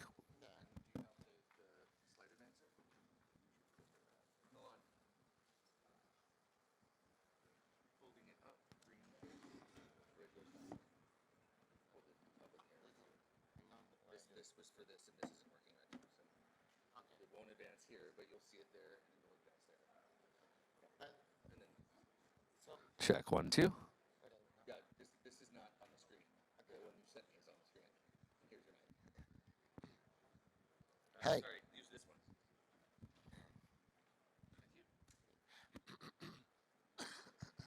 Hi. Okay. My name is Francisco Calderon. Thanks. First of all, thank you for inviting me to all the team of Hodel and Baltic Honey Badger. I'm going to talk about Mostro. and we're working on, and we're trying to do a censorship-resistant peer-to-peer Lightning platform on top of Nostr. Nostr is key on this, and I'm going to talk about this right now. These are my social networks. You can find me on Nostr with this, and Negrunch at Mostro Network, or Negrunch on X. First, I'm going to talk a little bit about what is peer-to-peer. And peer-to-peer is, we can say, like, is moving something. It can be information, it can be something physical between two peers. And the key here is that we're going to we need to remove the a third party. So the main idea of peer-to-peer is interchange something directly between two parties. And how did I start working with peer-to-peer? Well, first, I started to use the implementation of Lightning Network on Hodl Hodl. I think that was in 2018, maybe at the end of 2018. And for some reason, they removed it on their website. I talked with the guys working on this, and they told me it was not what they wanted, because it was a custodial solution. So years later, people in Satoshi in Telegram, Satoshi in Venezuela is a group on Telegram, and they wrote me and they asked me to, they told me that people were starting to moving money from Venezuela to outside, and people in Venezuela wanted sats, and people outside wanted to move money inside the country, and they were using Lightning Network in the group. But this was like while the group was growing, this and the problems, the risk of scam was was increasing. So they asked me to do a Telegram bot that can do the same that we do in Hodl Hodl or in local Bitcoins. So I started to experiment with holding voices, and I did an MVP, and I created LMP2P bot in April 2021, and I launched into production, and it started to work really good. It starting growing organically. We have 3 years right now, and I'm going to talk a little bit of the experience, because this is the base that made me work on Mostro right now. And why peer-to-peer is important? It's really important because with peer-to-peer platform, we can have much more decentralized platform than the alternative. I say we may have, because we also have centralized solution on peer-to-peer. But having peer-to-peer, we can do it. We can, only with peer-to-peer we can do platform more decentralized. And also allows more privacy for users. We can operate without a trusted third party, and grants freedom for the parties, because we are not requesting any data.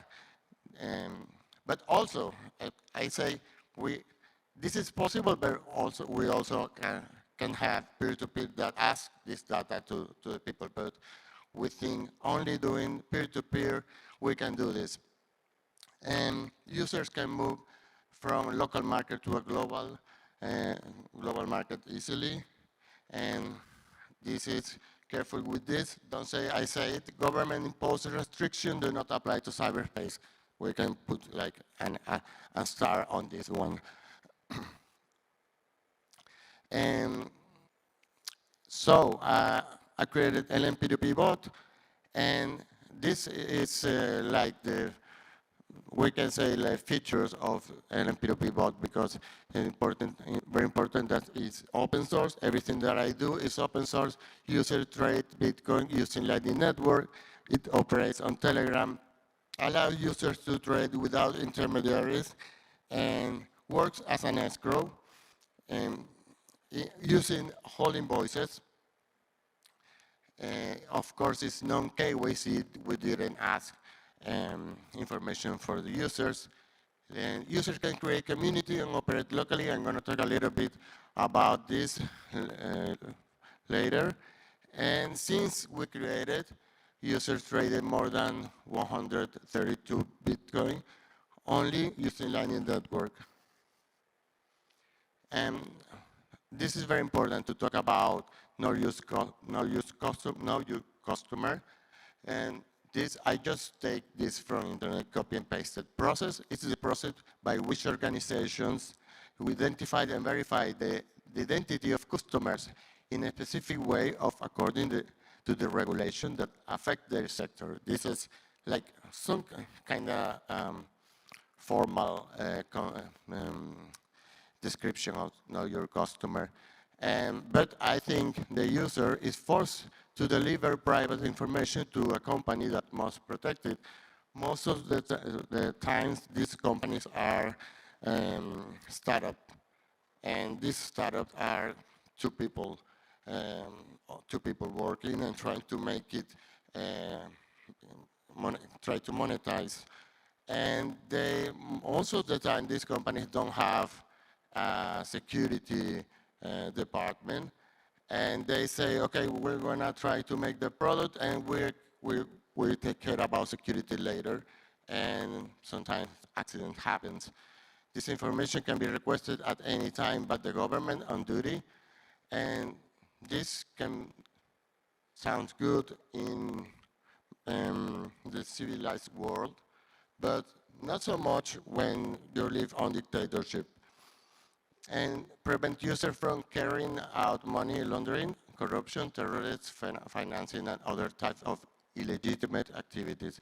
Also, this may sound good, but in some countries, like I'm from Venezuela, for example, and if you protest in the street, they can put you in jail and say you are a terrorist, so they can freeze your money. So, it depends on who is ruling the country. So why a peer-to-peer without KYC? Leaks of sensitive information happens every time. Sometimes from inside the company, sometimes they get hacked. But the thing is, companies most of the time can keep safe the user's information, the personal information. 55% of the world population are living under authoritarian regimes. And that's what I told you just before, that maybe here or maybe in Norway, you can live okay with KYC, but not on when you have a ruler, which is they rule like how they feel today. So they can put you in jail because you only protest. And let's talk a little bit about money laundering. These are just two news I just got. Venezuelan treasurer of Hugo Chavez just took $1 billion on bribes, and he was sentenced for 10 years. Of course, he's free right now because he talked and he negotiated with FBI. He got like 2 years only. And HSBC allowed launder money to Mexican drug cartel, and nobody was in jail because of that. They only pay, and nobody is in jail. Nobody is guilty on HSBC. So all these rules are only for the people, not for the bankers, not for the governments, not for the people that move they can move a lot of money. The vast majority of users who use this type of peer-to-peer are third world users trying to escape inflation and remittances. And I'm going to talk very briefly about this because I don't know how much we have, but this is something we created on the LMP2P bot to allow users to have more independence, and with communities they can manage themselves in local cells without having to request any type of permission.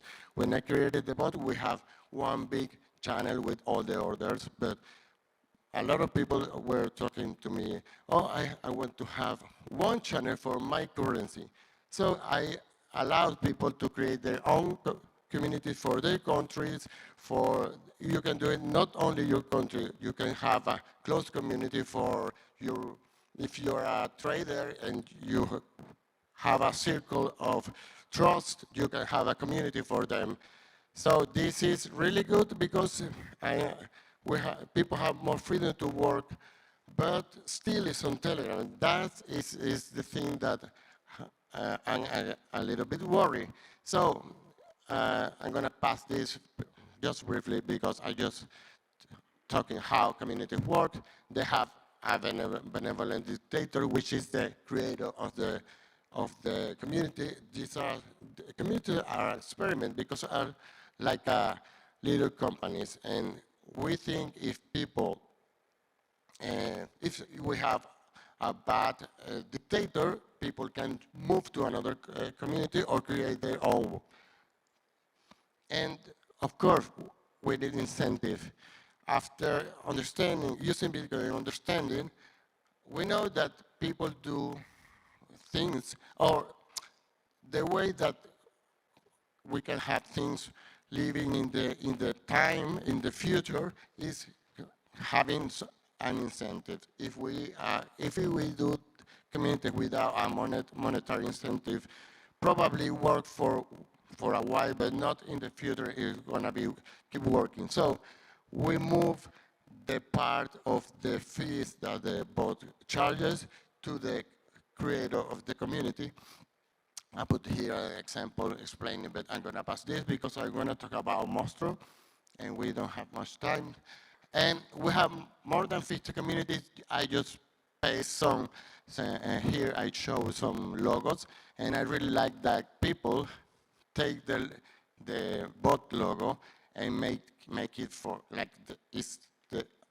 they own the logo, so they put their flag, they put their symbol, like this Mexican with the hat and a mustache.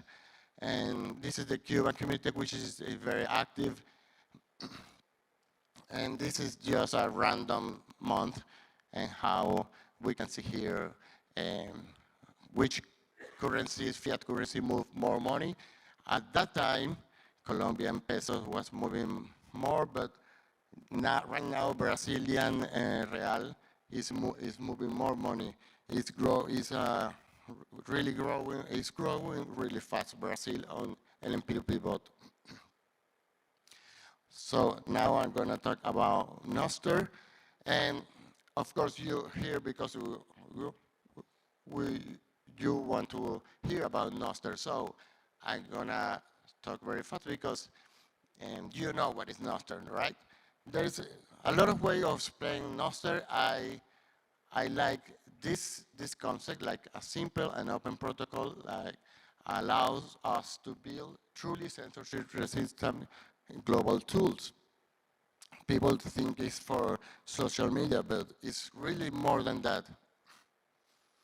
And it's how Nostr works is really simple because it's a protocol based on a very simple and flexible events, and they are transmitted as a plain JSON. The simplicity of Nostr is what makes it so many developers interested, as Pablo showed just a few minutes ago, and uses standard elliptic curve cryptography for creating and signatures. And something interesting is only supported transport is WebSocket connection from clients to relays, and the clients are dummy servers that receive events from clients connected to them. Here's a Nostr architecture I took from my friend Lunaticoin. We can see here how users using a Mostro client can connect to relays, and the other client will query this same type of event and will get the information. So let's talk about a little bit on Mostro. As we saw in the Telegram bot working really good, and we have this month we have 3 years. It's like 5 days. In August 18, we had 3 years working with the bot. We have a lot of experience on this, but the problem with the Telegram bot is that it's written in Telegram, and we don't know if they receive too much pressure from some government, or they just wanted to delete the Telegram bot because they have another product like it's the same. So before that happened, we're working on Mostro, which is the same design, because it's a peer-to-peer exchange system. It's open source, and it's written on Rust, the daemon, but the client can be written on any language. Of course, it's non-KYC, and we are using Nostr as a transportation or information layer, and allows exchange of Bitcoin using Lightning Network. It's exactly the same that Telegram to peer-to-peer bot, but we are building everything from zero because we don't have all the tools we receive with Telegrams. So here's the architecture of Mostro. We can see this is very simple. Just to understand it quickly, we need a Mostro node which is connected with a Bitcoin and Lightning node, and this node is connected to relays. I had only one here just to make you understand easy. So we have a buyer and a seller, and they will never talk to each other directly. They will talk with relays, and they will see, or their clients will query all the orders they need. For example, they're in their own fiat currency, and they will start to send them nodes to the relay, and relay connect with Mostro node. The interaction is using relays. So, working on this, we have a new idea, because some people talk about if we create a new peer-to-peer, we will split the liquidity, and they are right about it. So much people, for example, I'm from Venezuela, but I live in Argentina. So people, when they want to use a peer-to-peer, they look hodl, they look in the bot, and they look BISC, and they have to look in different clients, and sometimes that can be a little bit frustrating. So I was thinking about having using Nostr to have a big liquidity pool. So I created a proposal that defines a simple standard for peer-to-peer order events, which enables the creation of a big liquidity pool for all peer-to-peer platforms participating. So for this, we use events, parameters, replaceable events, and we use the 3083 as event kind. I have here that proposal.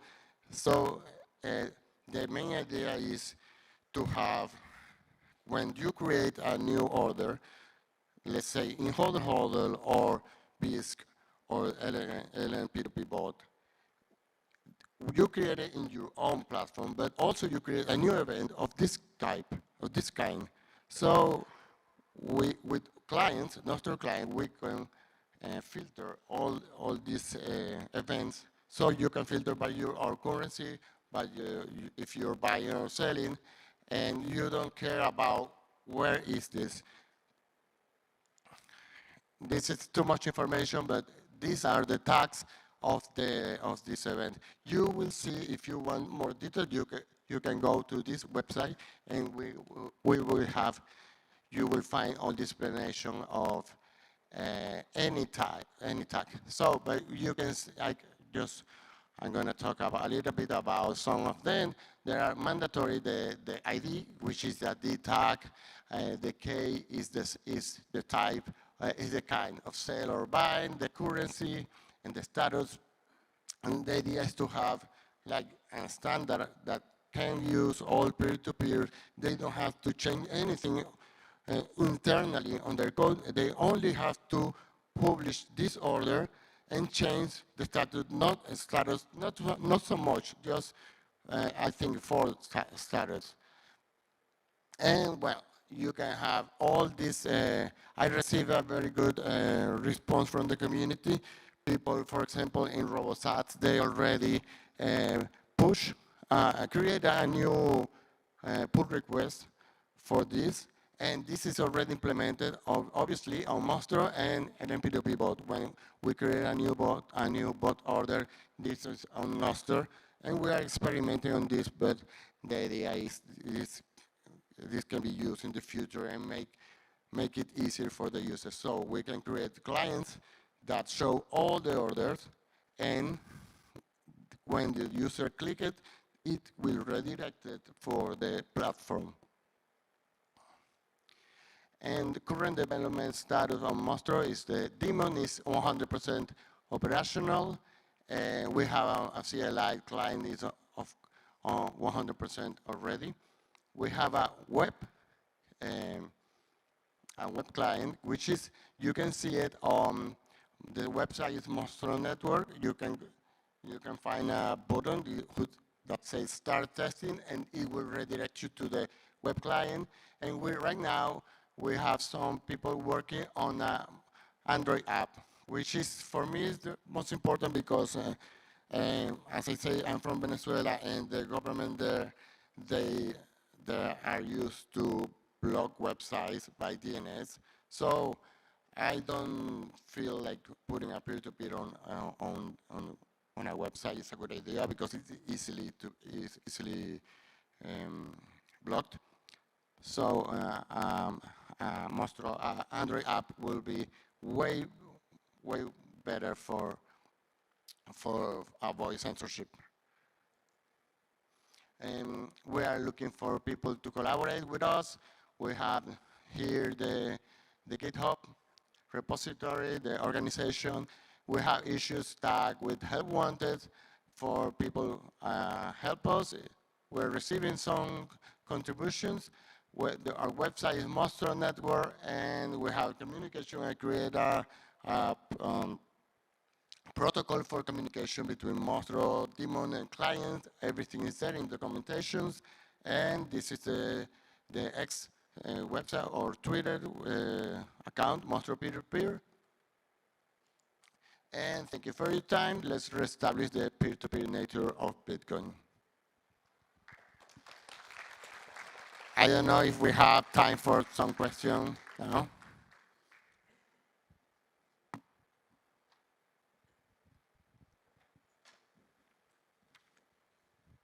All right, thank you, sir. Rabble's up next. He's going to just kind of lay down the ground rules for how things are going to go this afternoon. So Rabble, take it away. Here, I'll give you this mic. Yeah, so this is a bit of an interactive session where I'm putting out Post-it notes here, and what I'm going to describe is the way in which we're setting up for the open spaces unconference part of this event. Open spaces, if people don't know, is a way of organizing a conference that inverts the person up on the stage and privileges the ability for people to have specific conversations. And so what we're doing this year at Nostriga is we're getting together one room where we're going to have a schedule of organized conversations about stuff. And open spaces has been used in a lot of different places, but basically It's about giving us more structure and anchor to that hallway conversation that everyone's having, where they know what's going on. To understand the way it works is there's a few principles that are useful. One is whoever comes to the discussion that you have put on the calendar and arranged, those are the right people. And whatever happens was the only thing that could happen. So sometimes these conversations are amazing, and sometimes they're very small, but a conversation amongst two people is also okay. Lastly, whenever it starts is the right time to start. On these main stages, where we've got speakers and a schedule, it's important to follow the schedule and move things along. But in the Unconference open spaces room, if the conversation is going really well, you can continue having the conversation. And so it's about setting it up. And then lastly is when it's over, it's over. These conversations have fixed scope, and when you've reached the end of that conversation, you are ready to be done. Lastly is the law of 2 feet, which is if the session is not working for you, you should get up and leave and not feel bad about leaving and going out of it. So here's how it's going to work. We have a bunch of pens and post-it notes up here, and I want you to think about conversations you want to have with other people involved with the creation or using of Nostr. And these are not session topics where you have one person speaking, but it's like I want to talk about, for example, why most clients don't implement NIP42 authentication on reads. It's a problem we had recently. And how do we change that? So you come up here, you write up your proposal, you find a group of people who are your tribe and you can engage in it, and then when it's scheduled, you facilitate that discussion. So what we're going to do is we're going to have people write up these notepads, and we're going to put them out on the main table after this. And as people write them up, if there's times, put your NIPO5 on there and put information if there's specific times you cannot do your event. And then we will take those and put them on a schedule for this afternoon and tomorrow. So I realize this is a little bit different than we've done in some of the past conferences, but it's about trying to make there be more space for conversations. So we have pens here. Sebastian, do you want to come up and I'm putting you on the spot. Propose one. I'm sure you think of a lot of them.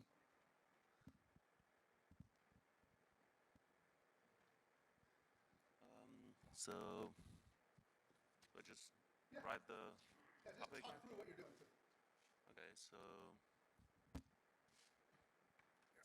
want to have conversation about new or different types of social interactions on Nostr.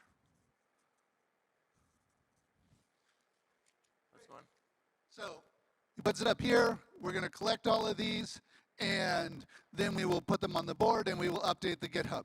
So anyone else who has sessions they want to propose, come up here and write them down, and we'll put them on the schedule.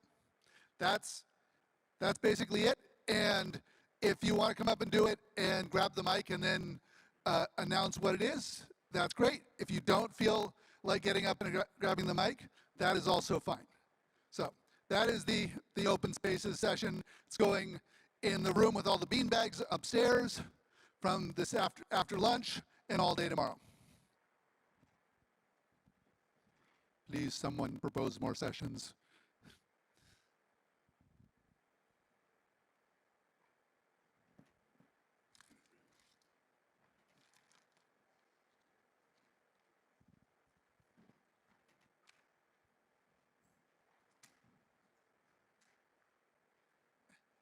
And then just come on up to stage when you've got ready to announce yours. Hi, yeah, I'm Matt Lorenz, and I wanted to have a chat about protocol governance. I think the GitHub process has gone pretty well so far, but I'm not sure that anybody actually loves it. And yeah, I'm just interested in talking about how we might evolve that and when we would be ready for something like that. Thanks.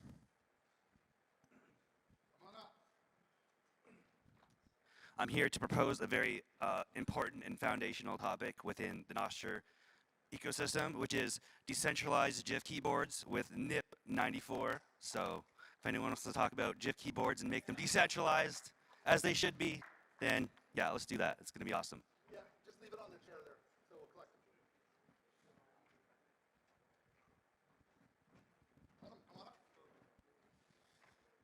them. I just thought it'd be cool to talk about value for value music on Nostr.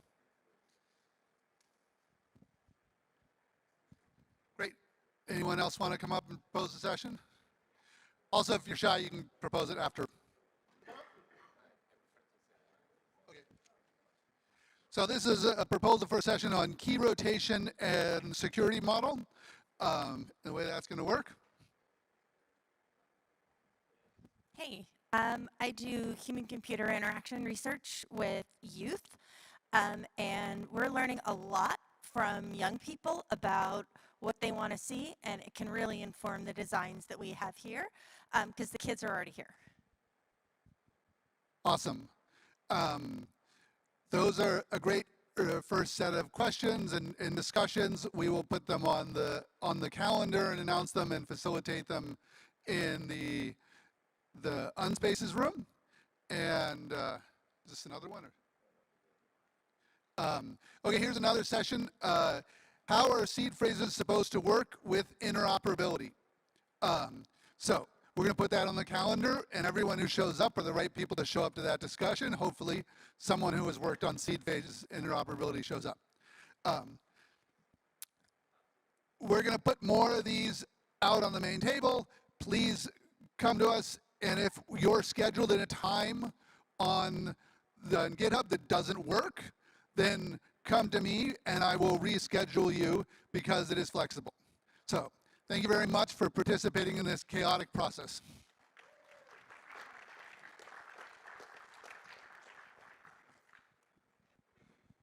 All right, it's time for lunch. So everybody go out there, enjoy your lunch, and we'll start back up.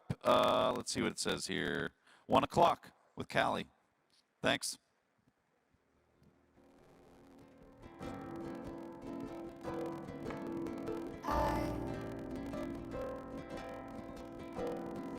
Have something to say.